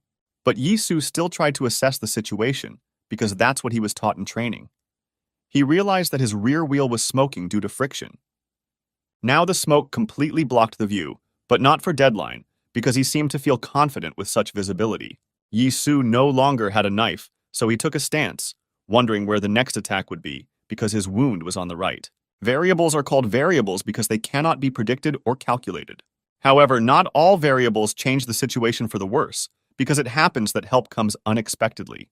He heard a familiar voice asking if these were really the methods of professionals, because back then, Yi-Soo was not as cool as he thought. In surprise, Yi-Soo saw Jin Woon take off his jacket and walk towards him, covering him with his large body. He asked if an amateur like him could join them, and that was another variable. Meanwhile, in Daesan, an equally interesting fight between an amateur and a professional was planned. Park Chang-hoon was stretching his stiff neck, and the men from Daesan looked on in surprise and a little fear as he hit Jung-ho. The guy turned to him, asking the old man if he was still alive, because the difference in their strength could be fatal for him. But to his surprise, the big man remained standing. It even seemed that now he was even more terrible than before. This made Chang-hoon hurry up, because he didn't understand how such a bandit could have such a physical form. He thought that he needed to finish with him quickly, but at that very moment, Jong-ho's fist was near his face. He managed to dodge, but was amazed at his speed and reflexes at that age, because the blow could have been decisive for him. Such a fast attack did not match his size, so Chang-hong knew that he had to increase the distance between them. He jumped away from the thug, but he attacked him again, saying that he had been in a terrible mood lately, because bastards like them tried to interfere in the affairs of their gangs. With these words, he planted his fist straight into Chang-hoon's stomach. He became noticeably nervous, because it seemed that the old man's patience had run out, and now he intended to let off steam. He rushed at him again, and this time Chang-hoon had to defend himself. He pulled out a knife, pointing it at the old man. However, this did not even bother him. He ignored the knife, hitting the guy with all his strength in the face so that his knife fell out and blood began to appear. However, this was not the end. He watched in horror as the big man grabbed his face as if he wanted to break his jaw. Chang-hoon ducked down from the severe pain in his stomach. His face also hurt, and Jong-ho, who was holding him, asked if he understood everything. He continued to squeeze his face, asking if he really thought he could do anything to them. He again began to talk about Il-hak's former strength, but Chang-hoon, with the last of his strength, grabbed another knife, intending to cut his hand. However, Jong-ho naturally saw this. He took the knife with his free hand, saying that the guy turned out to be not very smart. The big man pulled his knife away and even squeezed it a little. Then Chang-hong noticed with horror that he was wearing Kevlar gloves. This material had great strength and was used for body armor, and Jung-ho only gripped his face tighter. He threw the guy to the floor, accompanying his fall to the end so that he hit his face, and blood again spurted out in all directions. He no longer stood up, lying on the floor, and Jong-ho said that it would be better for such professionals not to show themselves at all. He asked how he felt about the fight and whether it was as easy as he said at the beginning, because now he was lying on the floor unconscious. Wu Yi-su, meanwhile, the battle was just beginning, this time with reinforcements in the form of Jin Woon. The big man from Daesan, noticing that he was holding his hand, asked if he had bruised or broken it, which was even worse. However, the commander said that he was fine, saying that Daesung was more important. But Jin Woon replied that there was no need to worry. After all, Daesan was now in good hands, so they should also try. He rolled up his sleeves. Yi-su said that the guy in front of them was a real pro, but Jin Woon interrupted him, saying that he was already tired of listening to this record. But he decided to explain later, because now he needed to deal with this impudent motorcyclist. Yi-su immediately warned him, saying that it was dangerous to rush at him recklessly, but Jin Woon replied that he was thinking too much. He wrapped his jacket around his hand, saying that first he should try to hit at least once. Deadline seemed unfazed by the appearance of another man, because this was just another victim. He rushed towards them again. Jin Woon only dug himself deeper into the ground, saying that this is what Director Baek said, "No, Mr. Baek Do-kyung." The motorcycle was rapidly approaching. They were preparing to strike each other, one with a crowbar and the other with a fist. He thought back to that meeting at the diner when Do-kyung first said those words, and now he completely shared them. He prepared to attack, swinging his wrapped fist and gathering all his strength for the blow. He hit the motorcycle body right in the center, and the impact was so strong that the bike stopped. Deadline clearly did not expect such strength from his new victim. It even made him fly out of the saddle. He managed to group himself in time and land next to the motorcycle, whose wheels continued to spin. But Jin Woon did not give him time to resume, and again swung his crushing blow. This time he hit his opponent, who flew back and dropped the crowbar, so now the advantage was on the side of Yi-su and Jin Woon. The latter approached the director, saying that someday solving the problem using Baek Do-kyung's method could make him a real Baek Do-kyung. Yi-su looked at him in surprise, although he understood what he was trying to tell him, remembering his brother. Jin Woon also knew that the director understood everything perfectly, but he still wanted to remind him of it. If you think about it, it all started in childhood. When Yi-su was 11 years old, he remembered how he cried then. His brother Do-kyung was always different from him in that he never cried, unlike little Yi-su. Then he asked if he didn't tell him that he would beat him if he cried again, and all because the guys from the 6th grade bullied him. Although he and his brother were twins and also the same age, the older brother was very different from him, the weakling. He was stronger than other guys and even defeated guys who were older and taller than him. He simply had no fear. And he, as a younger brother, didn't like it at all, because in comparison with him, he was nothing. His brother defeated all the bullies who bullied Yisu, and although it was right, Yisu felt that he was losing to him in everything. Nothing changed when they entered school, and literally the next day, Do-kyung started another fight. They were in the same class, but Yisu focused more on his studies while his brother continued to get himself into trouble. Then they were 15 years old. Their views on life were already very different, but they still worried about each other. Onlookers from his class stuck to the windows, watching his brother, because he always fought bravely into the last. They saw other guys who had something broken or bandaged, and then everyone noticed Baek Do-kyung. Over the course of 4 years, he became even stronger, and even then, in his image, one could read something related to the ability to gather people around him. He stood in front of other guys who apparently were going to confront him and his guys. Suddenly, another guy appeared and asked why only 3 of them came, because now they made him look like a bully. This was a high school student. Besides, he clearly knew how to fight well, and now he was heading straight towards Do-kyung. One of those who watched this scene from the classroom said that this must be a martial artist. He really had a well-trained body. He was already equal to Do-kyung and was head and shoulders above him. He said that he gave his friends advice, but apparently the guys still didn't listen to him and paid the price. However, Do-kyung was not bothered by this at all. He called the guy by name, asking if he had already graduated from school. He again asked why the hell he came here then. Did he really learn nothing after graduation? His last words were an instruction to follow him, because he did not want to start a fight in the middle of the school. Everyone who was near them at that moment watched their conversation in surprise, but no one intervened. One of the guys who was on Do-kyung's side, and who had already been beaten by this high school student once, wanted to go too. But Do-kyung raised his hand, stopping him, saying that he would go alone. Besides, in this state the guy would only get in the way. At this moment, Yisu approached the window, who also became curious about who his brother was going to fight with this time. They walked behind the school, so no one saw Do-kyung suddenly kneel down, bowing his head to the ground. He asked the high school student for forgiveness, saying that he acted rashly under the influence of the atmosphere.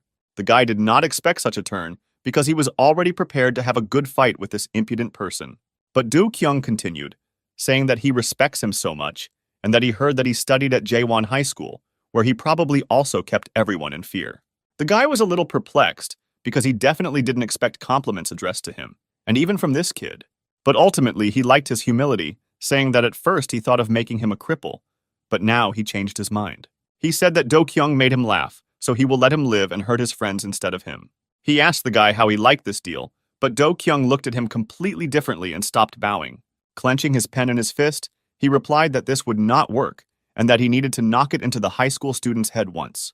The guy, naturally, did not understand what he was talking about, but the very next moment, Do-kyung jumped on his leg, sticking his hand into his shoe. It felt like a nail had gone through his leg, and he screamed in pain, clutching at it.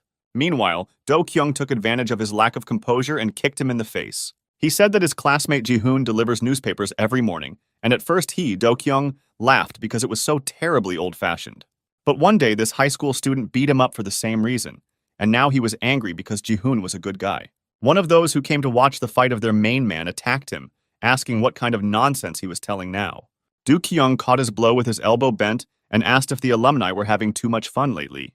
He added that each of them probably had brothers and sisters who also went to junior school, so why didn't that stop them?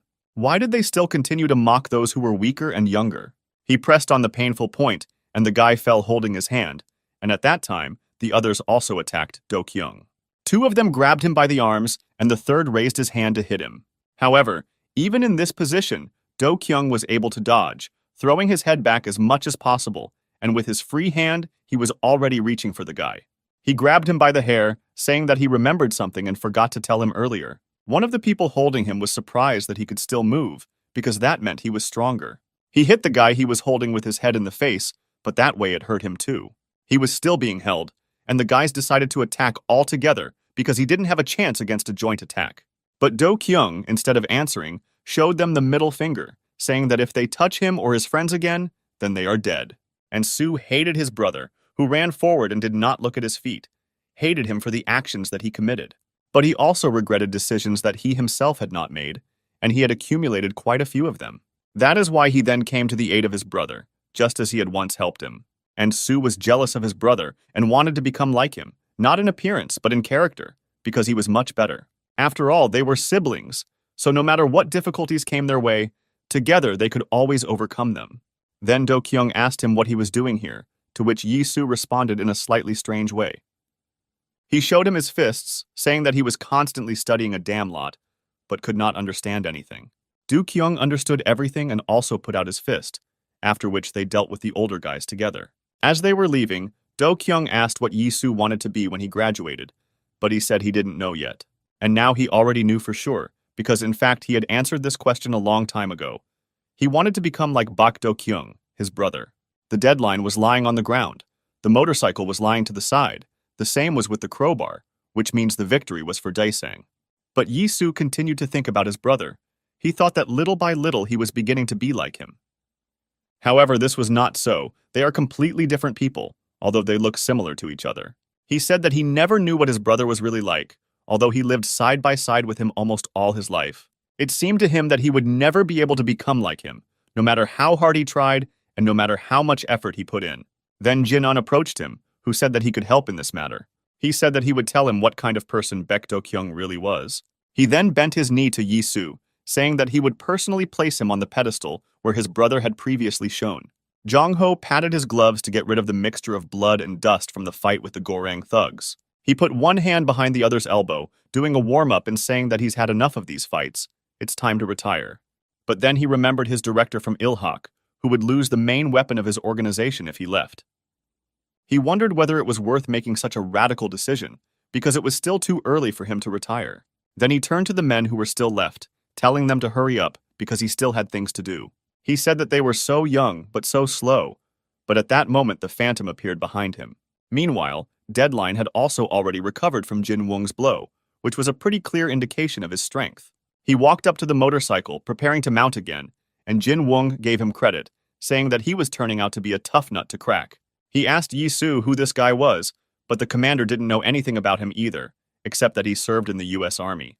Their conversation was interrupted by Deadline himself, who pointed to the broken glass of his headlight, asking what the thug was going to do about it now.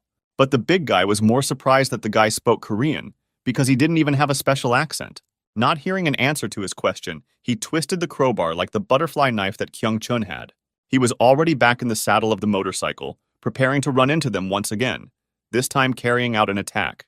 However, Jin Woon only moved a little away from the place where he flew last time, and again planted his feet firmly on the ground. He clenched his fist and said that since this was the case, there was no need to hold back.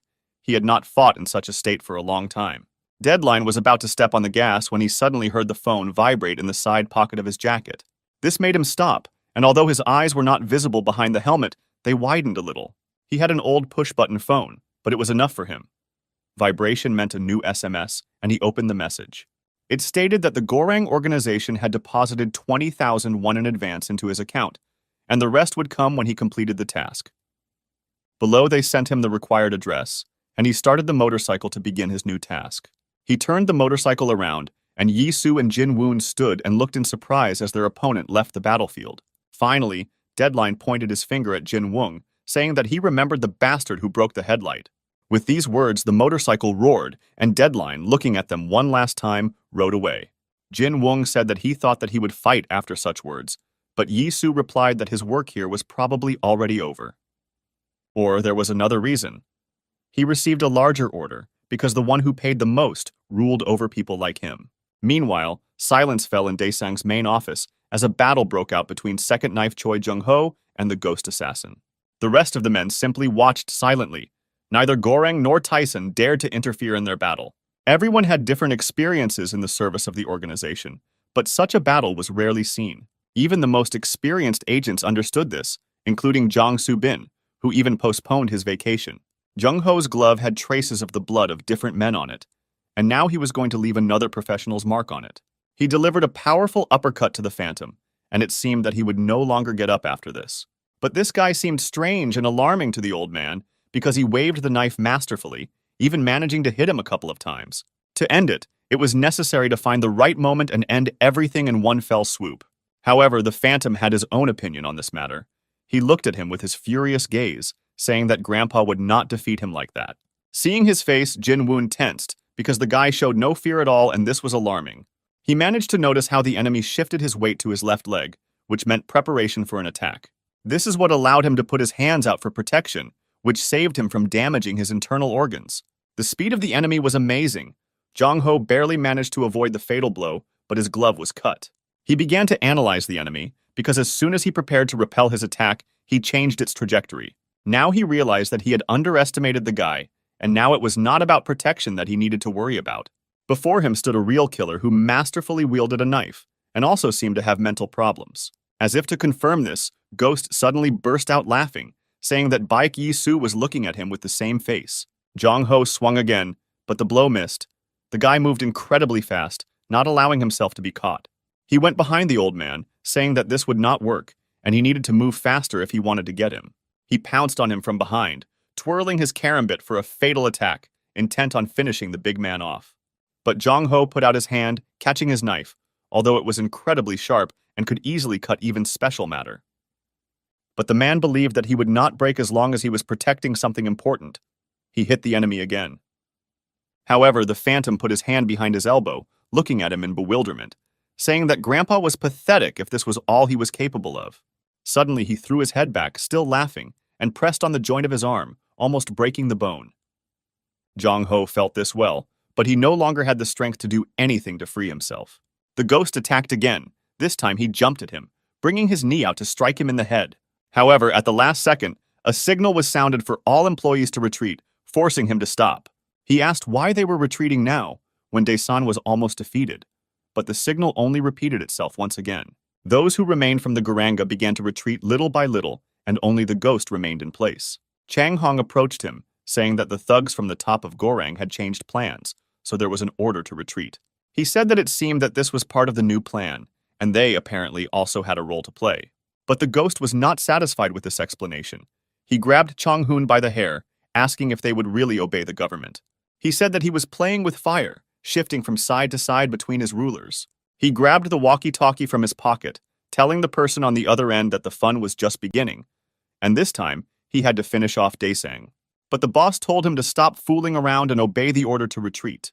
Zhang explained that their all-powerful CEO Tai Hyun claimed that he had some idea. It was already dawn when Yi-soo and Jin Woon arrived at Daesan's office. They immediately saw signs of a fight outside the building. Jin Woon saw Jung Ho's bandaged hand, running up to him. He asked who could inflict such injuries on him. Tai Hyun told Chief Zhang his idea, saying that in such cases, you need to act tough. Weasel couldn't tie his tie at all. He continued to chew the cookie, asking Xion for help with this accessory. He just sighed loudly, telling the guy to come up to him, and he himself thought that apparently this was not taught in North Korea. The guy came up, saying that he had never worn a suit before, because his decoration was his signature butterfly knife. While Xion was tying his tie, Boris walked up to the table, taking a large bread knife, and Xion had to stop him too. Overall, the guy had to look after each new member of their organization, and it was tiring. Jin Woong and Jong Ho did little to help him with this, so all responsibility for order in the group lay with him. But this was not always the case, because when the director came, order was restored by itself, and it was the same this time. Yi-soo entered the room along with Su-ah. They were also in full dress, and he was pleased with the general mood. He suggested that from now on they should splurge like real bandits, because now they were one too. He sat down in a chair, with his legs spread the same way his brother had when starting a conversation, and asked where to start. Jung Ho stood outside the car, asking if Jin Woon was going to send him away like that after everything he had done for them. To which Jin Woon replied that he did not drive him away, because he could leave at any time.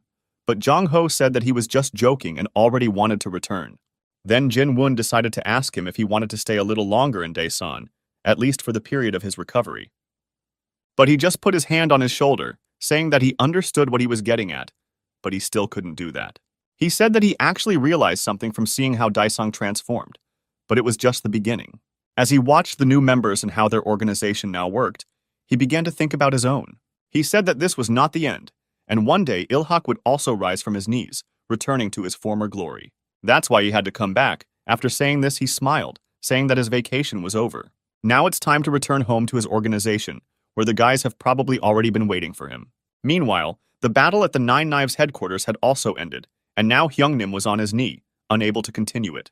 He asked those who attacked them if they really thought that Ilhak would give up so easily, because they were the best of the best. However, so far everything indicated the opposite, because all the members of Gudo were lying defeated on the floor. Only Hyungnim remained, who was perplexed, asking who sent them after all, because they dealt with Gudo, which means they were very strong. These were Ghost and Deadline, and the destruction of Ilhak's main trump card was their new task. They were about to leave, when suddenly they were pushed aside by Tae-hyun, who also came to the place to see everything with his own eyes. He turned to Hyungnim, saying that he had aged quite a bit since their last meeting, and now looked like an old man. It all started with Seung-min sitting in his office, counting his income for the last month, which turned out to be small. He said there were more in the last month, and Hyungnim, who provided him with the report, apologized. But the director said that he shouldn't have because it was his fault. But what was more important was how they felt. One of them had a broken arm, the other a broken leg, but neither of them particularly complained about their injuries. A man with a broken leg, on top of everything else, was suddenly seized by a cramp, and he grabbed his leg. Seung-min said that they all worked hard, and he, as a person who absolutely does not know how to fight, was glad that they survived. He was still talking when suddenly some strange sounds were heard, and one of the knives suggested going and checking the situation. When he asked the officers on duty what that sound was, they replied that it was like the roar of a motorcycle, even though they were on the 3rd floor. The sound came from the landing, where the guards looked in surprise at the unexpected guest. Of course, it was Deadline who raced towards them on his motorcycle, and in the blink of an eye the men were already on the ground. The others, who had arrived to see what the noise was, now also looked at the motorcyclist in horror.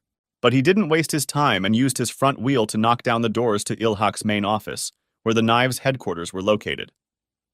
They looked in amazement as the door's pieces scattered in all directions, unable to do anything.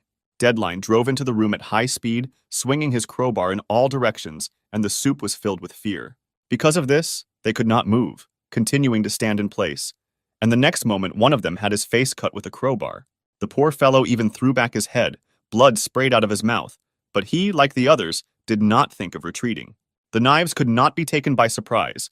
After all, they had gone through countless battles. Just like professional boxers who were always ready for anything, they had no doubts about their duty. Using their experience and skills, they bravely take on any enemy to protect their organization.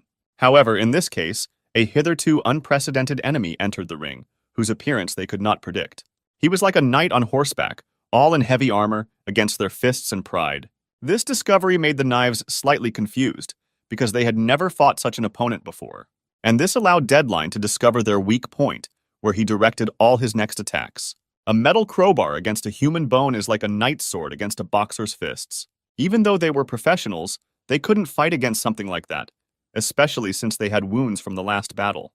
And other members of the Gorang group came for Deadline, who also had to participate in the destruction of Gudo. Now it was no longer a fair fight because the enemy was superior in numbers and was armed. Then Knives saw the badge of the Gorang organization on the jacket of the men and told them to hold their horses. Hyungnim shouted that in this case it was a direct violation of their agreement, asking if they really wanted to turn the entire committee against them. But the men did not seem to understand what he was talking about. One of them was ordered to deal with this old fool. With the last of their strength, all the knives fought for their organization, forgetting about past traumas and wounds. Choi Guan-pal, the 7th knife, was furious, asking who these freaks dared bare their teeth at. However, his leg was sprained, and Hyungnim saw that it had not healed yet, which meant they wouldn't be able to fight for long. Guang-pal was a pretty strong knife, but in this state he couldn't fight to his full potential, so Hyungnim decided to take on the guy on the bike. It was the least he could do, and meanwhile Deadline had already raised his wheel, intending to run over the head of one of the knives. The man's name was Sunmon, and Hyungnim managed to pull him away at the last moment, avoiding a collision with the wheel. He told him to protect the master and he himself would detain these bandits, but Songming replied that he could not cope alone. Then a man named Jang Tok-bae, Ilhak's 8th knife, who was knocked out first by Deadline, suddenly stood up again, saying that he would help too. He said that together with Hyungnim, they would be able to teach this idiot on a motorcycle a lesson. This surprised Deadline a little, who clearly didn't expect him to get up after being hit in the head with a crowbar. He was distracted by him, and this gave Hyungnim the opportunity to attack him when he was unprotected. He told director Lee Seung-min not to worry about them and to save himself, because it was dangerous here, and they would not be able to hold them off for long. Guan-pal was fighting the rest of the Gorang members who had arrived as reinforcements, and so far he was doing a good job of stopping them. Sung-mon said that he was counting on him, leading the director out of the room who protested, saying that he did not want them to be killed here. But Guanpao told him not to worry, because he would catch up with them later after all. They were the 9 Knives of Ilhak. Sung Man went out with the director to the car and opened the doors, telling him to get in, but he was still leaning, saying that they should help the others. But Sun Man replied that Goreng had begun to act, so now they were in danger and it would be best to retreat. Director Lee protested again, saying that there was no retreat, but he interrupted him, saying that if he died, they would lose everything they fought for. Then Xiong Min asked if they really wanted him to live no matter what, and were even willing to sacrifice their lives for this. Even if everyone else died, their battle would not be in vain, because they knew what they were doing. This was the background to their fight, and now Tae-hyun stood in front of Hyungnim, saying that this was a rather sad end for the 9 Knives. He noticed that their boss was nowhere to be seen and questioned him about it, asking if he had abandoned them. Seung-min was indeed driving in the car, his organization was left behind, and with it its loyal members. He sat there in a depressed mood, asking what would be the point if only he, the director, survived. He was overcome with regret, because he did everything he could to make Ilhak rise from the ashes, but in the end, he only completely killed him. Sun Man wanted to say that the master was mistaken, but he interrupted him, telling him not to call him that. In desperation, he asked himself how long he would remain a young master and when he would become Ilhak's real boss. Seeing that he was not in a good mood, Sun Man said that this was not what he meant. He was about to continue and add a few words of encouragement when suddenly a motorcycle jumped out onto the road. It was Deadline who anticipated their retreat and even placed spikes on the road to prevent them from passing. Sun Man noticed them in time, but it was impossible to go around such an obstacle, so he was forced to turn the car around. Added to this were the weather conditions, because it was raining heavily outside, which only complicated movement. Fortunately, at the last moment they managed to stop the car, Seung-min opened the door, going out. He asked what it was, but at the same time Sun Man got out of the car and said that he would go on without him. Closing the door, he said that the director still had a lot to do, but he believed in him and that he could handle it. He approached him and covered him with his hand from the rain, saying that they all believed in him, because he had already shown that he was worthy of being called their boss. Lee Sun-man looked at him like a father looking at a child who was about to leave him as he began his adult life. He took his face in his hand, saying that there was something else that he should not forget and always remember. Seung-min knew where to run. His suit was completely wet due to the rain, but he didn't care at all. The last words that Sung-man said to him back then were a reminder that he was their boss, and they, the Knives of Ilhak, would always be his support. He was unable to run any further and fell to his knees in the middle of the sidewalk, while the rain continued to spit on his unprotected back. Passers-by walked and looked at him, but he didn't even pay attention, because it wasn't about his own image that he should now unite. He thought that it didn't matter how pitiful the organization's situation might seem. He is the CEO of Ilhak, and all responsibility for her well-being lies with him. Then Sun-man told him that there was nothing that the Knives couldn't do for him, so he thought he should pay them back in kind. Only one place came to mind where he could run for help, and now he was standing at the entrance to the Daesan group.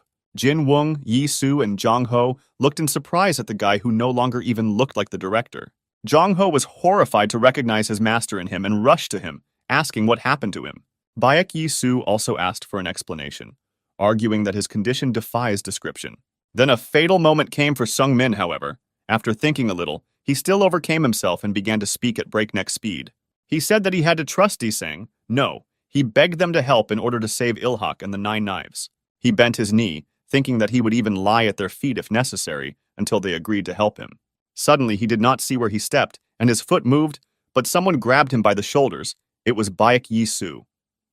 He said that he almost fell, and suggested that they go inside where they could discuss everything, because the director was wet to the skin. Hearing these words and realizing that Taesan was agreeing to help, he looked at Yi Soo, addressing him as Do-kyung. He said that he himself was fine, but the Gudo Knives needed it more, because Goreng attacked them half an hour ago.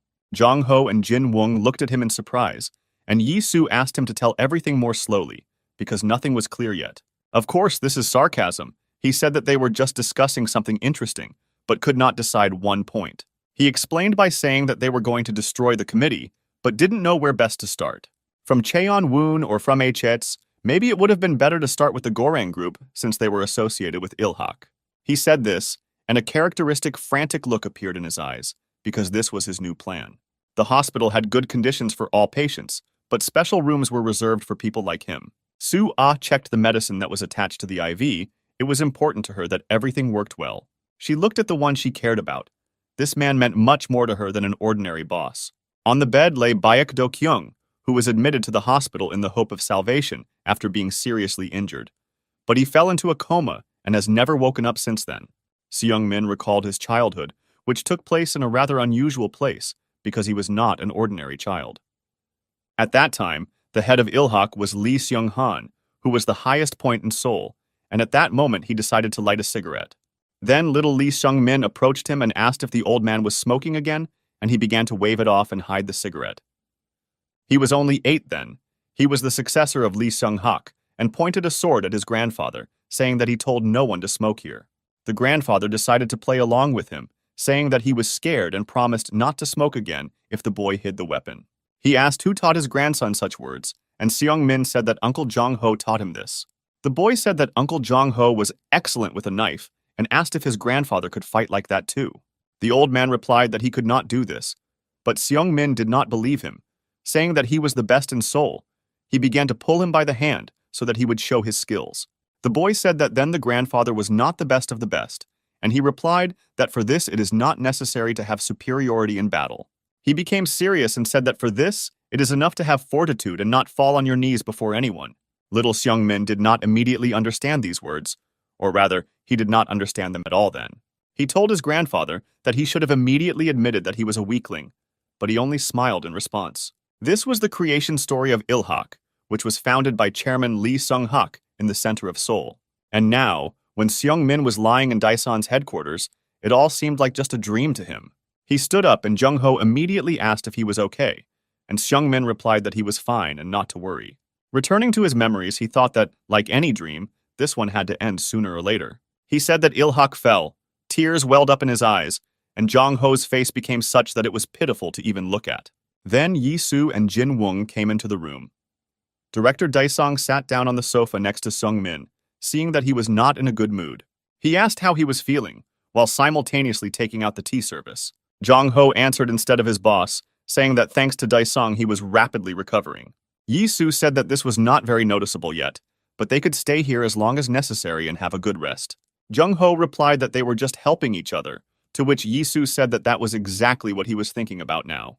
He asked if Ilhak could support them, and Jung-ho immediately rushed to assure him, but was interrupted. Yi-soo said that he appreciated his nobility, but now he was asking the director of their organization.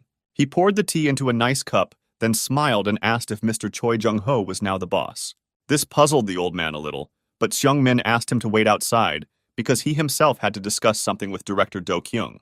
Jin-woon offered to accompany him, although he saw with what sadness he left the room where the fate of his organization was now being decided. After they left, Seung-min turned to Yi-soo, saying that before discussing something, he wanted to ask a question. He asked if Baek Yi-soo was the real head of Daesong, and he called him by name. He also wanted to know where Mr. Baek Do-kyung was now, but Yi-soo interrupted him by placing his cup of tea on the table. He said that in front of others he called him Do-kyung, and even Jong-ho had not yet revealed his identity, but there was something he didn't understand.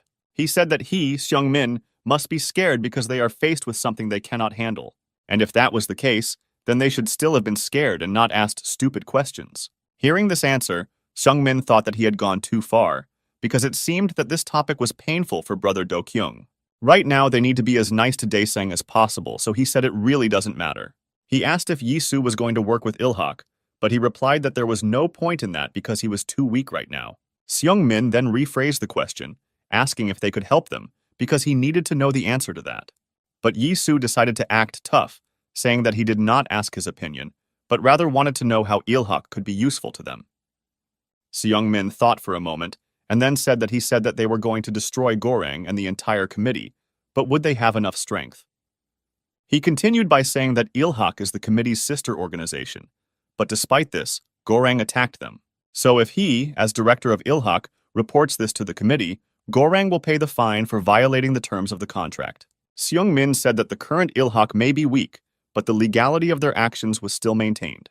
However, Yi-soo interrupted him, saying that this is not what he meant, because Ilhak's main problem was Mr. Seung-min himself. In other words, he was a weakling. He asked how they were supposed to take them seriously if the director of the organization was on his own. The HHS office was located in the Gangjam area, and Tae-hyun had already assessed it as a show-off place. He was sitting in the office of HHS Chairman Han Hae-sung, who asked how he was going to clean up the mess he had made. He did not understand why his organization attacked Ilhak, since they were both members of the General Assembly. However, Tae-hyun only chuckled, answering that he did it because he wanted to, because since childhood, he did first and thought later. But Hae-sung did not share his enthusiasm, saying that he would not take his side, but Tae-hyun simply told him to wait. Hae-sung replied that the main thing was not to anger Seung-min, but Tae-hyun just laughed, saying that he did not yet know where the next meeting would be. The place was chosen especially for the young master. It was the house of his grandfather, Lee Seung-hak. Seung-min also found out about this and got angry because it was too much, and Tae-hyun had gone too far. He walked to his grandfather's house, and the men from Goreng joked that he was just walking here, because the place was familiar to him. He continued to walk amid mocking laughter. Some even recognized him as the director. But this did not stop them. He remembered the words that Yisu said to him then. He said that without Ilhak's knives, he was simply the heir of the fallen organization. Then he took a closer look at the men and realized that they were not even from Goreng. He had to prove something himself. He had to prove on his own that he was worthy of being called the head of Ilhak. And at that moment, a cigarette butt was thrown at him. He realized that he must follow the example of the men of the 9 knives and do everything in his power to achieve this. Goreng's immediate supervisor came out to them, saying that a closed meeting was now taking place. Only the heads of the 4 largest organizations could attend. But Seung-min interrupted him, telling him to get out of the way. At first, the man didn't understand that they didn't listen to him, but Seung-min yelled at him to move his ass and get out of here. He attacked him. The rest stood and looked in surprise at what was happening at the front entrance, but no one dared to intervene. Seung-min managed to knock out the goon because he caught him by surprise, but he still had to fight today. Another guard was already rushing towards him with a wooden stick, asking what this idiot was doing here. He hit him on the head with a stick, and Seung-min didn't even have time to put his hands up in defense because he had never fought. But he remembered the words of his grandfather, who said that there was nothing to worry about if a guy didn't know how to fight. The main thing is that he must be strong in spirit and never fall on his knees in front of others, no matter how strong the opponent was. Now Seung-min finally understood his words, because they accurately reflected his situation. He decided to listen to his grandfather. Even though the man hit him, he was still able to fight to the end and grabbed him by the throat. His gaze spoke for him. Incredible strength appeared from somewhere, and he felt that he would not yield to anyone else. With such thoughts, he hit his head on the bridge of the man's nose, but the next one had already appeared from the room. This one had a knife. Luckily, this was noticed by one of the workers, who was actually none other than Shi-on. He put his hand on the man's shoulder, saying that this was out of the question, because it was wrong. And then he hit him, and he fell, dropping his knife, which Shi-on successfully confiscated for the benefit of the organization. Taking off his cap, he said that freaks like him should know their place and not get involved in other people's squabbles. After all, there was a generally accepted rule that only bosses could enter, and right now they were detaining one of them. 3 of them had already gathered. Ilhak and Tae-san were still missing, but Tae-hyun suggested starting the meeting already. However, the others asked if it would be better to wait for Director Lee from Ilhak, since it should be about him. It was clear that at the name of Seung-min, Tae-hyun could barely contain his laughter. He asked if he really wasn't invited. He added that he didn't think he would even have the courage to come here, even though he was a victim. However, the next moment, Seung-min entered the room. His appearance was completely inconsistent with his status, but he was worried about it. There was blood on his hands, and the members of the general meeting were surprised when they looked at him. Tae-hyun looked especially puzzled. Seung-min turned to him, calling him a bastard who apparently did not know one rule. He looked at him in surprise, not expecting this from Director Ilhak, and he held a cigarette in his mouth. Seung-min continued, pointing right at her and saying that smoking was prohibited in this house. He walked up to him and took the cigarette straight from his mouth, and then said that he would answer him what he had once answered to the owner of this house. He said that if he caught him here again with a cigarette, he would kill him on the spot, and his look confirmed his words. During the dark times, Ilhak set the rules, and Lee Seung-hak, the highest point in Seoul, enforced them. He dreamed of entering the political arena, but nothing happened. His dream remained unfulfilled until his death. As a result, Ilhak began to disintegrate, with everyone desperately fighting for control of the weakened organization. War broke out between the 9 Knives of Ilhak and other factions in the capital. The criminal community staged a bloody meat grinder in Seoul, but the time for change soon came. Lee Seung-hak, tired of watching the situation get worse day by day, made a decision. This decision ended the hostility between the organizations, but it was not an easy one. It consisted of dividing the criminal world into spheres of influence and appointing leaders of 4 groups. This is how a committee of 4 largest organizations appeared, the roots of which stretched to Ilhak. And now, Ryu Tae-hyun, forgetting about the wishes of Chairman Lee Sung-hak, violated the committee agreement and attacked Ilhak. The girl from the meeting told him to try to give a clear justification for his actions, otherwise Goreng would become the common enemy of the entire committee. But Tae-hyun didn't take her words seriously, saying that she couldn't decide anything for everyone here. He then advised her to choose her expressions, otherwise they would be missing one more participant at the next meeting. The girl was about to get up, asking how he dared to say such a thing. But at that moment, Seung-min just walked in.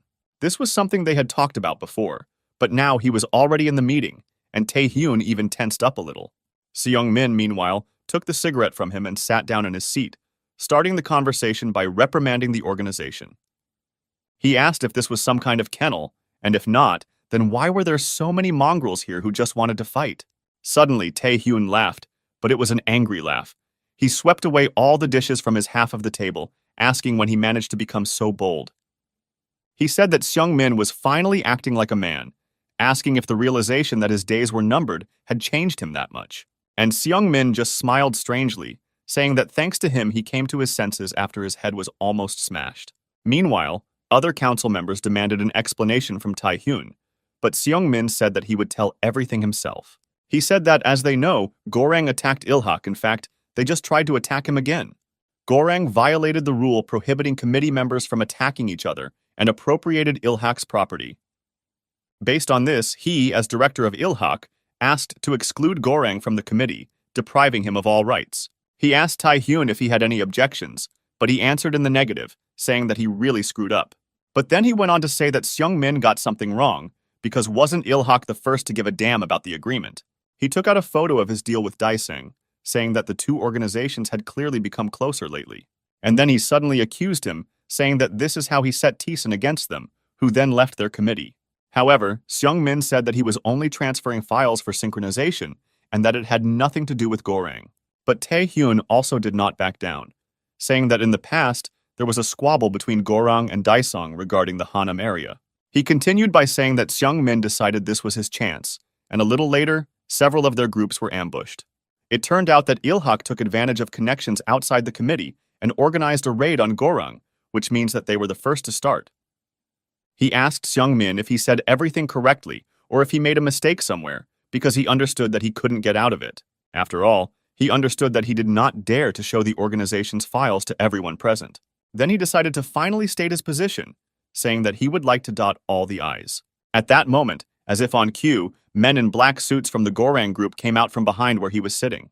Tae-hyun said that he believes Ilhak's head, Lee Seung-min, should be held accountable for violating the agreement. He continued by saying that he also insisted on the dissolution of this pointless committee, and everyone present was surprised. And Soo foresaw this yesterday, saying that Goreng will demand the abolition of the committee since it serves as a support for Ilhak. Seung-min said that then there is no point in going to the meeting, but Yi-soo replied that he must prove who is boss.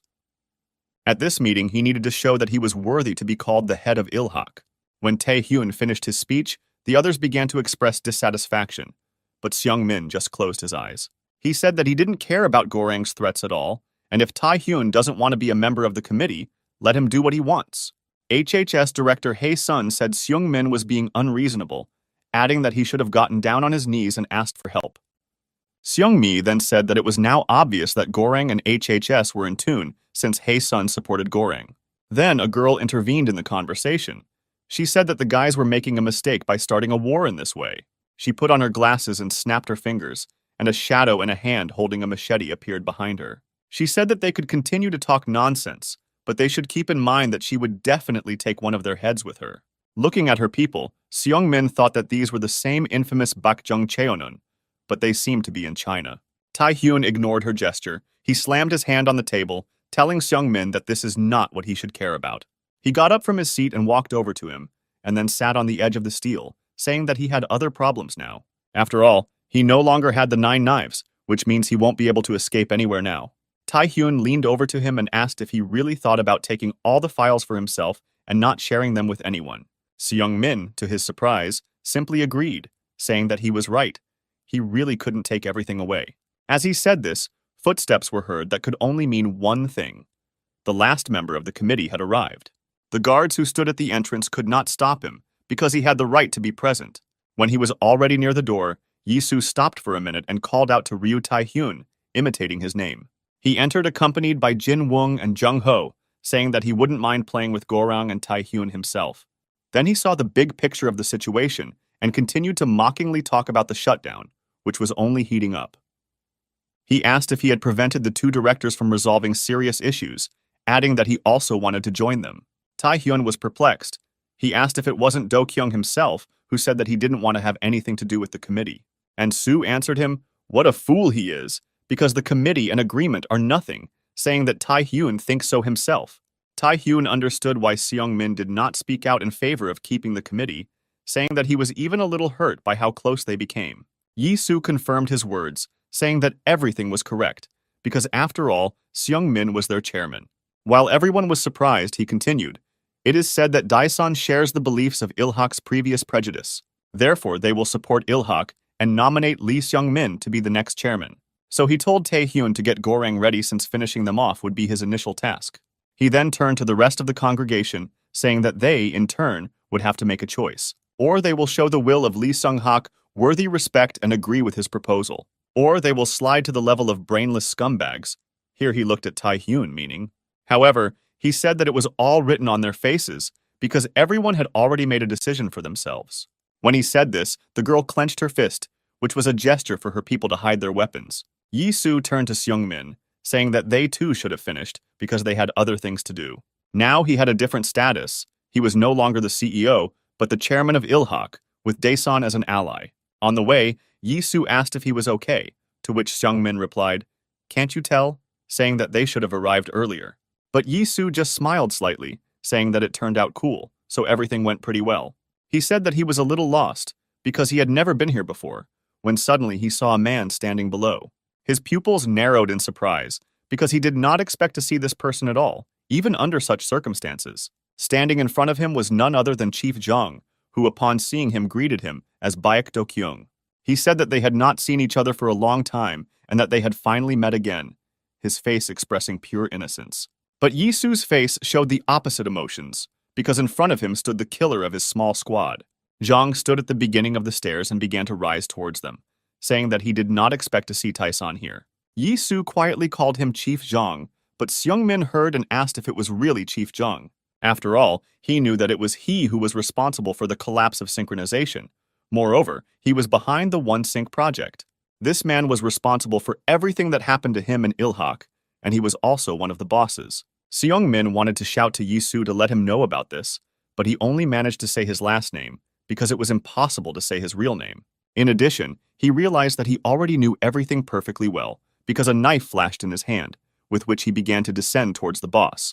Yi-soo realized that they were 2.1 meters apart, and it would only take him a couple of seconds to finish him off. After all, then the boss treated them in exactly the same way for his own purposes. He didn't care about other people's lives. Then, for some reason, he did not hesitate, killing all the members of the detachment, from which only Shi-on miraculously managed to escape. So was Baek Yi-soo, whom he created, the same as his boss. He should have done the same. He came close to the boss, who was saved by the light reflected from the glasses, so Yi-soo could not see his eyes. But Jong could clearly see his eyes, which confidently read hatred and contempt for him. Do-kyung reached into his pocket, taking out cigarettes, and thought that now there could be no doubt. He took one of the cigarettes out of his mouth, wondering how best to start a conversation with the man standing in front of him. He asked if the boss had a light, and he also took a lighter out of his jacket pocket. Yi-soo leaned towards him, indicating that he should light a cigarette for him, and Jong reached for him with a lighter. From the outside, it looked a little funny, because the head of the NAR was lighting a cigarette for the boss of a criminal organization. Jong spoke first, saying that he had heard that there had been a lot of commotion after his brother's funeral. Yi-soo agreed, saying that it was probably so, and the boss asked if the problem had already been resolved. Yi-soo did not answer right away, saying that he was sure that he knew who was to blame for everything, but had not yet found evidence. He took the cigarette out of his mouth and took the knife, saying that he could no longer say for sure, seeing the boss here. Jong asked what he was going to do, and Yi-soo replied that he could kill him right then and there. But then he put the cigarette back in his mouth, saying that unfortunately, this would not solve the problem, and therefore it was pointless for now.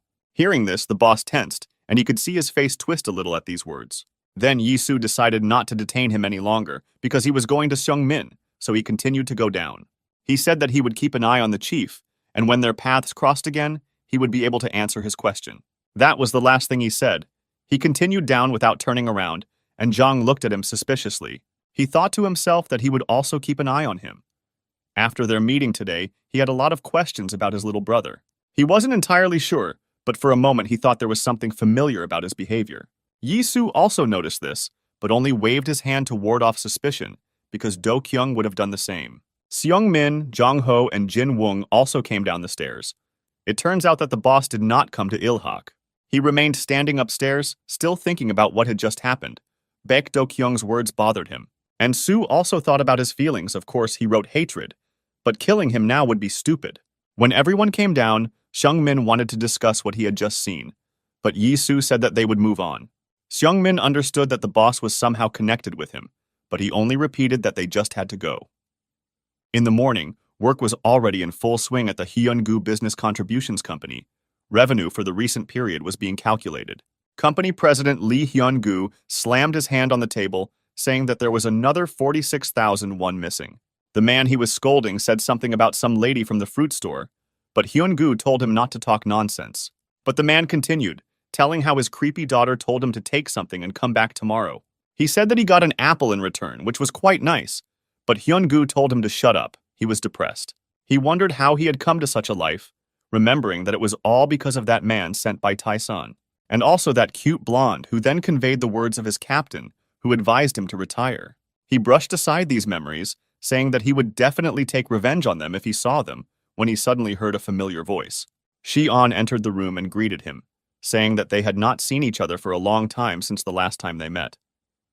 The man Hyun-gu was talking to asked who the brat was, but Hyun-gu became visibly nervous at the sight of Shi-on.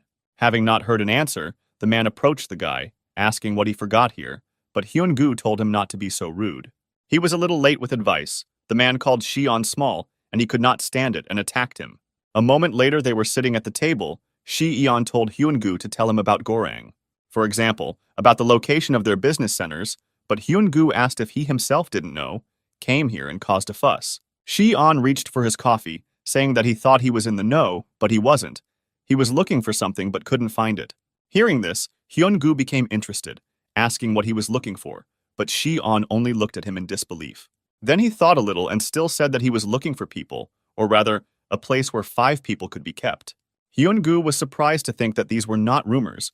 Gorang really attacked Ilhak and kidnapped Knives. He also heard that the committee was dissolved and Daesung teamed up with Ilhak, so it was true. His thoughts were interrupted by Shi-on, asking if he knew anything useful or not, and he agreed that he knew something. He rose from his chair, saying that initially 2 places came to mind where hostages could be held. He went up to the map and showed these points, saying that he had bypassed them at one time while he was giving bribes in order to gain a stronger foothold in Gorang. He said that he was well aware of the locations and the number of guards, but he would tell everything under one condition.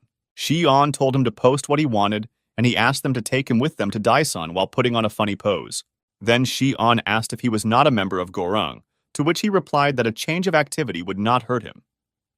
In fact, he thought that Tae-san would win, and in that case, he would not be left in the dust either. Shi-on agreed.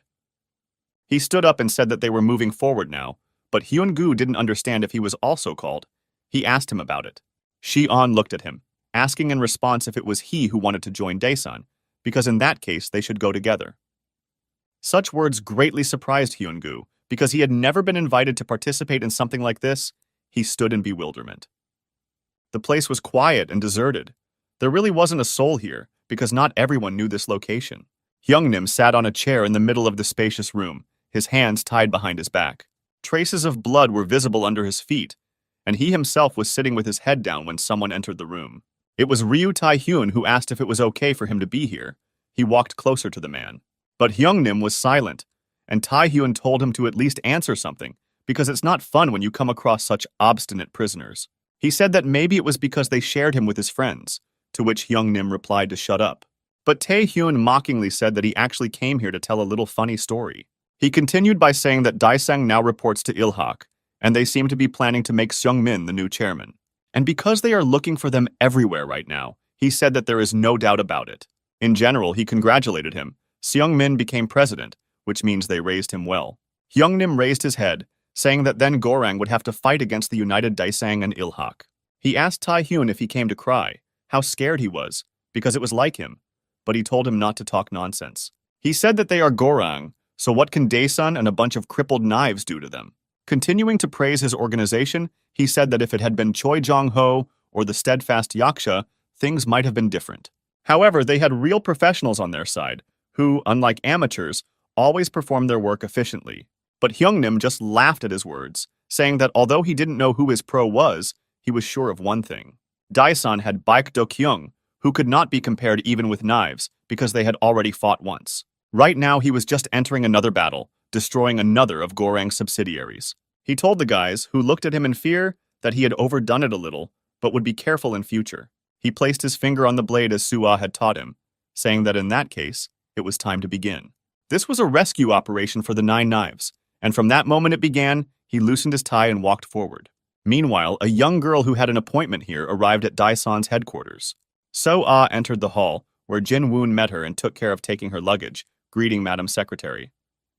Soo-ah said that on the way here she tried to figure everything out as much as possible. The knives should be in one of the 2 buildings. Jin-woon noticed that she worked tirelessly, but the girl replied that she was only carrying out the work entrusted to her.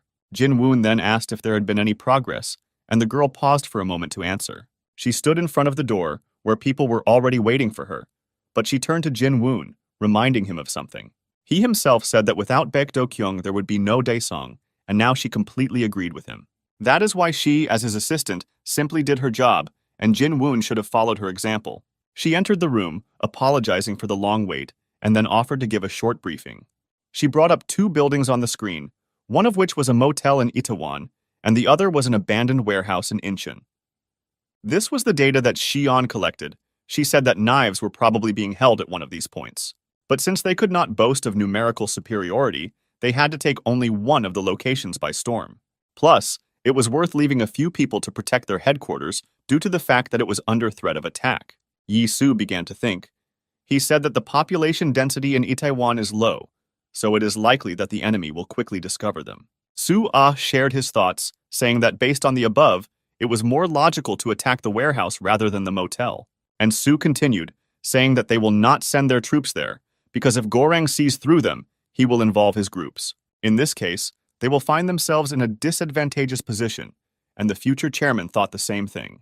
Then Yi-soo stood up and said that in that case, they themselves should go there and free the hostages. To begin with, they will transfer the guys to an abandoned warehouse, who were masters of covert penetration.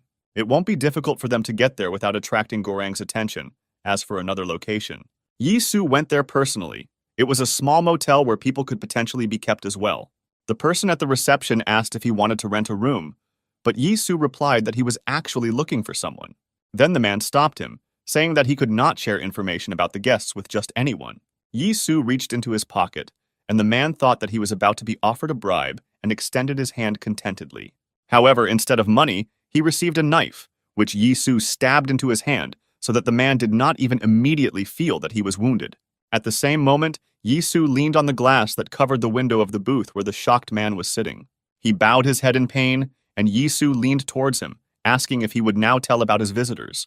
But the man was silent, so he clarified his question, asking if the men of their 9 knives were here. However, after thinking a little, he said that he might not answer, and with these words he took the knife out of the poor fellow's hand. Armed guys came into the motel and were heading towards him, and he said that he would ask them about it himself. A fight ensued, but it did not last long, and soon, one after another, the guys fell at his feet. They were unable to cope with such an opponent. Yi-soo noticed that these people were Chief Zhang's subordinates, which meant that he had come to the right address by choosing this location. He asked, even though they hadn't fully recovered from the previous battle, if they really wanted to come with him. He asked Jong-ho this question when he was going on his mission. The old man agreed and now fought with him.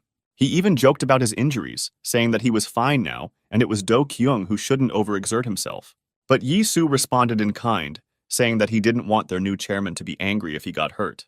They were walking up the stairs when Jung-ho asked if he could ask the director something. This was unexpected for Yi-soo. He even told him about it, but agreed to listen to him and perhaps answer. Then Jung-ho asked what was bothering him so much. He asked why Dyson chose Lee Sung-min as his chairman. At first, Yisu wanted to avoid the question by saying that he just wanted to preserve Ilhak's traditions, but Zhang Ho said that he didn't need cheap show-off. The government began to interfere more and more in their affairs. The committee was dissolved, and they are on the verge of a new war. This whole mess brewed in just 3 months, but then Yisu interrupted him, asking what he was getting at. Zhang Ho looked at him and said that he just thought that he, director Baek Do-kyung, had something to do with these events. Therefore, he, Zhang Ho, wanted to know what his true intentions were if he was not up to something bad. Yisu turned away from him and lowered his gaze, asking if he really wanted to know. Zhang Ho responded positively, saying that they agreed to fight together, and even here he was because of this. But Yisu did not have time to answer him, because at that same second, more of Chief Zhang's men were rushing towards them from above. One of them took out a knife and pointed it at Yisu, but he told him not to yell, because adults are actually talking here. He added that if the guy had something to say, then let him go down himself, but if not, he would help him with it. After these words, he grabbed him by the leg and pulled him to the side so that the guy fell, because there was a fence there. However, another guy had already appeared behind him, also with a knife, who, screaming, attacked Yisu and Zhang Ho. With a calm movement, Yisu grabbed his hand, dodging the attack. He suggested that Zhang Ho postpone their conversation. As a sign of agreement, the big man from Ilhak hit the guy Yisu was holding with all his strength in the face, so that they launched a joint attack. This time he was without gloves, but this did not affect the strength of his blow, and the enemy fell, never rising again. This happened on the stairs, and Yisu was already fighting in the air. It was not convenient to advance like that, so it was worth hurrying. Zhang Ho thought that the opponents would attack from above, and attackers from higher positions would have an advantage. But he couldn't tell that from the faces of these guys, because in this case the situation was exactly the opposite. As if to confirm his thoughts, Yisu again grabbed one of them by the sleeve, intending to throw him to hell. After all, even if they attacked from above, their actions became much easier to calculate. And Su was already finishing with them, defeating one after another. His strength seemed to last for a long time. Zhang Ho also helped him, from time to time grabbing someone by the arm or leg and throwing them aside. And he was even lucky enough to grab one of them by the head, and the poor fellow was in for some serious pain. It was quite easy to lose balance on such a ladder, so he pushed him towards it with all his strength. Yisu saw this and liked how Ilhak's second knife fought and said that they were a great team. While he was still speaking, another man attacked him, but he managed to duck in time, preparing to attack back. At the same time, he didn't even need to make any special efforts, because the ladder did everything for him, and the man fell. He hit his head painfully on the steps, but he could still get up to fight, so Yisu took care of that too. He defiantly took the knife like a writing pen and brought it to the frightened man who did not want to die. However, unfortunately, he was in the service of Chief Zhang, which means he chose his fate. Yisu swung his hand and hit him. Those guys who remained alive looked at him with caution, and he asked if this was the end. He added that he was disappointed because he expected more from the boss, but if this was the case, then there was no point in staying here any longer. He said that he heard that Gorang was recruiting real professionals, and they blew it all away to such a useless gangster like him. So it seems that he was the professional here, as well as his partner Zhang Ho, who had also already climbed up to him. Meanwhile, in an abandoned warehouse in Yongsan, the guys decided that first they needed to search everything. Their team consisted of Xion, Kyungchun, and Pirate, as Xion managed to nickname him. Weasel, as always, had a cookie in his mouth. He asked who this old man was, to which he replied that he was not that old yet. He told Xion that he had indicated 2 possible locations, but now for some reason he was sure that the knives were hidden here. He added that this is where Gorang kept his prisoners, and he himself saw several new faces heading towards the motel. He finally said that he heard that one of them had a gun, which made Xion tense up a little. Already the number of men received a harsh rebuff from the 2 members of Daisang, who were still fighting on the stairs. But Zhang Ho no longer thought much about the fight. He thought about director Baek Do-kyung, seeing how he fought. He suddenly remembered the words of Hyungnim, who then said that he was just a monster, and they weren't even close to him. Of course, then he didn't really take his words very seriously, because the knives weren't in the best shape, and that's why they lost. He knew that Director Daesun was strong, but as it turned out, he had no idea how strong, looking at the crowd of opponents. Soon the guys realized that they had encountered strong opponents, and some of them decided to escape. But suddenly one of them was met by a blow in the direction in which he was running, and this came as a surprise to everyone. The guy who hit was Lee Ji-Yu-chan, Ilhak's 9th knife, who somehow ended up here even though he was covered in blood. After seeing one of them, as well as Boss Daesung, he said that he tried to escape himself, but the other knives were in danger. It was clear that he too had a hard time, but the guy did not pay attention to his appearance, telling them to follow him. Zhang Ho, having heard about the danger for his comrades, wanted to run after him, but Yi Su stopped him with a gesture. He also told Mr. Gyu-chan to wait, but he replied that they were right there and needed to hurry. Gyu-chan ran into one of the rooms in the corridor. Yi Su carefully stepped behind him, but something told him not to go there. He asked him what it all meant, but in response he heard only a click, which is usually heard when a weapon is removed from the safety. Quickly realizing that they were ambushed, Yi Su began to think through further actions, and Gyu-chan aimed at the passage. And Su couldn't think of a better option than to arm himself with a knife, because he believed that the enemy would not brazenly shoot them. For now, Gyu-chan was really just holding his gun at the ready as he recalled his recent conversation. Then they asked him if he had ever shot, because it was a rather useful skill. He replied that he had tried it a couple of times in the army, but he did not yet know whether he could trust this man. Sitting in front of him was Director Zhang, who said that this time it was a little different from the army. But Gyu-chan, taking the gun, said that he didn't think there were many differences after all. It was just a barrel. Then Zhang told him to cock the gun, and he obeyed, performing the usual actions. Then the boss told him to take aim, and he pointed the barrel of the gun at him, saying that all he had to do was pull. He said that he would like to ask something. If he betrays Ilhak, will they definitely spare his comrades? To which Chief Zhang replied that they did not kill them, and while everyone was alive, he continued to smoke a cigarette. He told Gyu-chan to pretend that he was doing it for the greater good, and overall, that was indeed the case. Gyu-chan asked why he was giving him such a chance, but the boss replied that he had misunderstood. It was not a chance. He looked at him with contempt and said that he was sitting on their neck, a useless knife and a burden for Ilhak. He said that Ilhak is just a bunch of losers who are abusing their hospitality.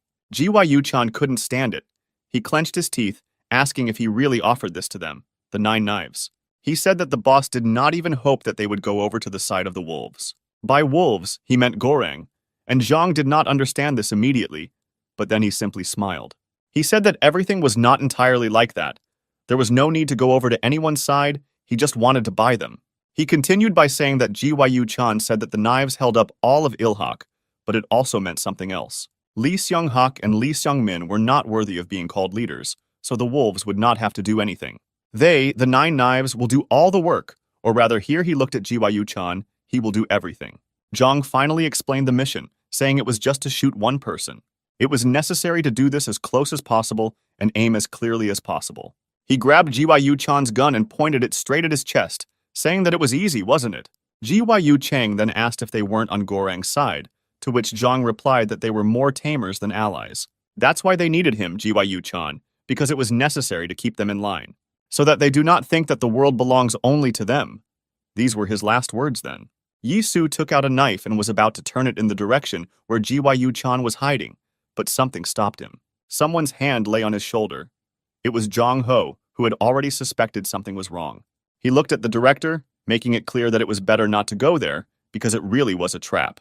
Then Gyu-chan apologized to Baek Do-kyung, saying that he had no choice, and Zhang Ho decided to take care of his comrade himself. He stood forward, leaning against the wall, asking him to explain what was happening. But Gyu-chan said that he did it for their sake, and when Zhang Ho came out a little from behind the wall, he shouted at him not to come closer. He desperately shouted that it was for their own good, so they had to admit it. Zhang Ho then asked what he meant, and he replied that he talked to Chief Zhang. He said that he promises to transfer part of the rights to them, the knives. But before he could finish speaking, Zhang Ho interrupted him. He told him to come to his senses, asking if he really thought they would be in charge now. But Gyu-chan didn't listen to him. He asked if he was wrong, because then why did the young master become Ilhak's boss? He only brought them trouble, so after the death of the chairman, it was Zhang Ho who had to inherit the organization. After all, he did a lot for her prosperity, but Zhang Ho interrupted him by hitting the wall with his fist. He gritted his teeth and quietly asked if this was the only reason he betrayed Ilhak. Suddenly, he hit his head on a wall that wasn't drywall, but he didn't care. A thin stream of blood poured from his forehead, but he continued to stand there out of despair and disappointment. Gyu-chan wanted to say something in his defense, but Zhang Ho stopped him, saying that he was no longer his family. He slammed his fist against the wall again and said that in that case, he would destroy it in the name of Ilhak. As he said this, his voice trembled and tears rolled down from his eyes. It was a difficult decision for him. However, Gyu-chan shouted at him not to come closer, and if he took another step, he would have to shoot. But Jong Ho suddenly said something completely unexpected, saying that you shouldn't address him like that. It would be better if he told this to his friend, and at that moment Yisu flew into the window behind Gyu-chan. He broke the glass, and fragments rained down into the corridor, and Gyu-chan turned around to shoot the enemy. But he failed to do this, because Yisu grabbed his hand while still in flight, preventing him from pointing the gun at himself. The next second, a knife appeared in his hand, which he ran across Gyu-chan's hand in one sharp movement. Out of surprise, he dropped the pistol and winced from the pain that pierced his hand, because the attack was not weak. After that, Yisu hit him in the legs, and he lost his balance and fell to the floor, still unable to attack back. He hit his head painfully on the floor, but that of course was not all. Then Yisu attacked him. He grabbed him by the throat with his strong grip so that he could no longer make any attack. Holding him in this position, he suddenly got his wild look again and asked the man, was he also a traitor? This reminded him of Chief Zhang, so he prepared a knife. He had already raised his hand to stab him, but at that moment, Jong Ho ran up to him and asked him to wait.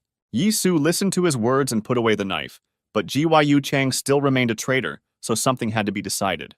And S didn't come up with anything better than to just kill him for this, and he told Jong Ho this. Meanwhile, the rest of the knives were in an abandoned warehouse in Yongsan, and he was one of them.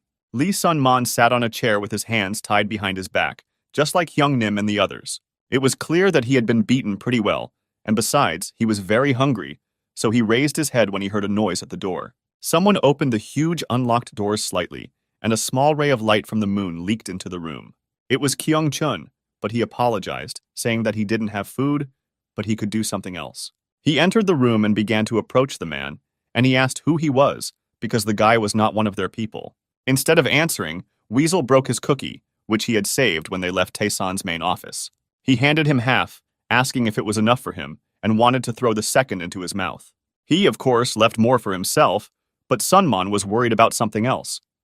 He asked where the guy even came from, not to mention how he managed to get through security, because he knew for sure that guards were assigned to him. Then Kyung-chun wanted to tell the man that he was from North Korea, but he stopped in time because it was dangerous. Instead, he replied that he was from Daesan, and Sung-man looked at him in surprise, asking about Daesan. Weasel began to cut the ropes, and Sung-man said that apparently Taesan made his move, which means Seung-min did not let them down. He asked how it was with the others, to which Kyung-chun replied that they had already sent people for them too. At the same time, Xi'an finished with the next security bunker, where one of the knives could be kept. He looked for the right place, thinking that it must definitely be somewhere here, and soon he actually found it. Another one of the knives was tied to a chair in the same way, and had also been beaten well before, which could be seen from his face. It was Jang Tok-pei's 8th knife, and Xi'an asked how long he had to wait, but he didn't answer. Then Xi'an leaned towards him, asking if the man remembered him, because they once fought against each other. However, he continued to remain silent, and the guy thought that he was still passed out, so he lightly touched his head. He heard that the man was conscious and even muttered something, but as it turned out, it was a trap. The next moment, he sharply threw his head back and attacked Xi'an with a scream, which he clearly did not expect. It turned out that he was not even tied down, but was hiding a knife in his hand behind his back, which he swung at the guy. At the last moment, Xi'an managed to duck down, and the man was surprised by this because he did not expect this. Then Xi'an took a closer look at him and realized in horror that this was not at all the man with whom he had fought then. He said that his physique was different last time, and he asked how he was able to dodge his attack. Suddenly, the man pulled his face, removing his mask, saying that even Baek Yi-soo could not dodge this attack. In front of him stood Ghost, an assassin and a professional who fought with Do-kyung. Xi'an looked at him in surprise, because he mentioned that he had killed his commander, and suddenly everything became clear. The Ghost began to spin his karambit, asking if Xi'an didn't know the whole story of the battle. However, the guy didn't need to know anything. He already guessed everything himself and attacked the enemy with a knife. He remembered how Jin Woon's face changed a lot in the alley. He must have been informed about Do-kyung's death. And the one who killed him was this man, who also thought that he killed the real Baek Yi-soo and was clearly proud of it. He repeated these words once again, saying that he killed the NAR commander Baek Yi-soo. It seemed that he was not all right in his head. Meanwhile, there were still bunkers in the abandoned warehouse that their team did not have time to check. Hyun-gu, nicknamed Pirate, approached one of these. Now he worked for Daesan, which means he had to help. He understood that this was his chance to show his best side, so there was no chance for him to make a mistake. He had to show that he was worth something after Garang had written him off. The guard was already waiting for him. It was the former head of Gorang John Mansiok. He said that this is the private property of their organization, so the man should get out. But Hyun-gu ignored his words, telling him to get out of the way himself, and this answer surprised the man. The pirate shouted that he was Lee Hyun-gu, the hook from Hanam-dong, and attacked Mansiok, who tensed up a little.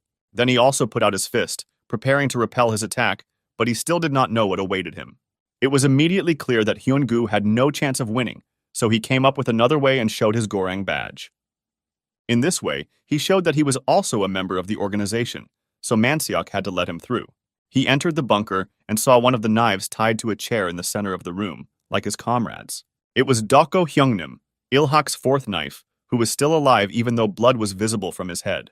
The pirate introduced himself, saying that he was Hook from Hyun-gu's shares and added that he had come to help.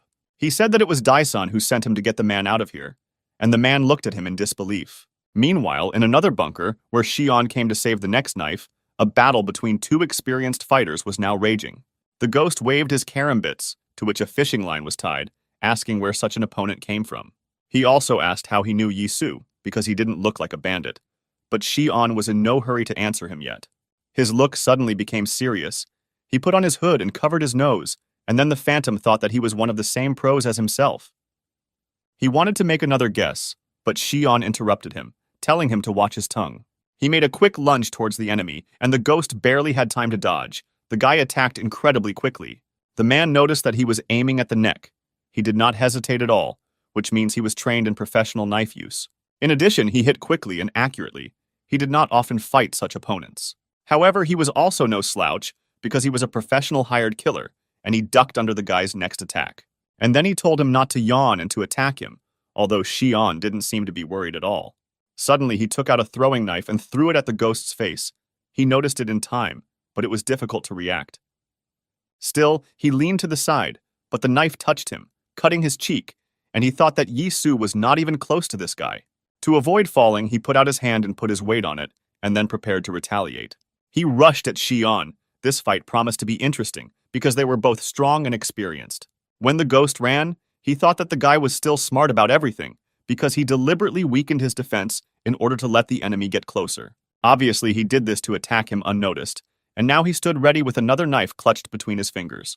Shion said that the man seemed to be a pro for being able to dodge, but this only made Ghost laugh. After a moment, his face became serious again, and he told him with eerie confidence not to die like Baek Yisu.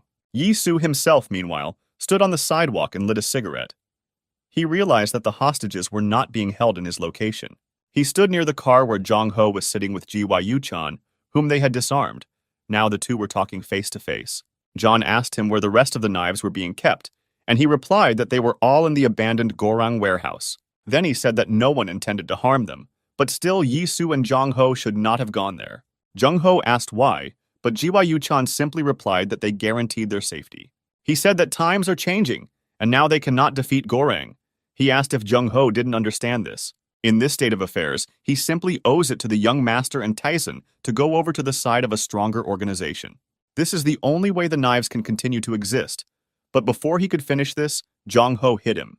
He still couldn't believe that his teammate had betrayed him and his organization out of weakness. Ji-Yu-chan wanted to say something in his defense, but he did not want to listen to anything else, continuing to beat him. The man could no longer even defend himself. The fight with Yisu took all his strength, and he stopped resisting.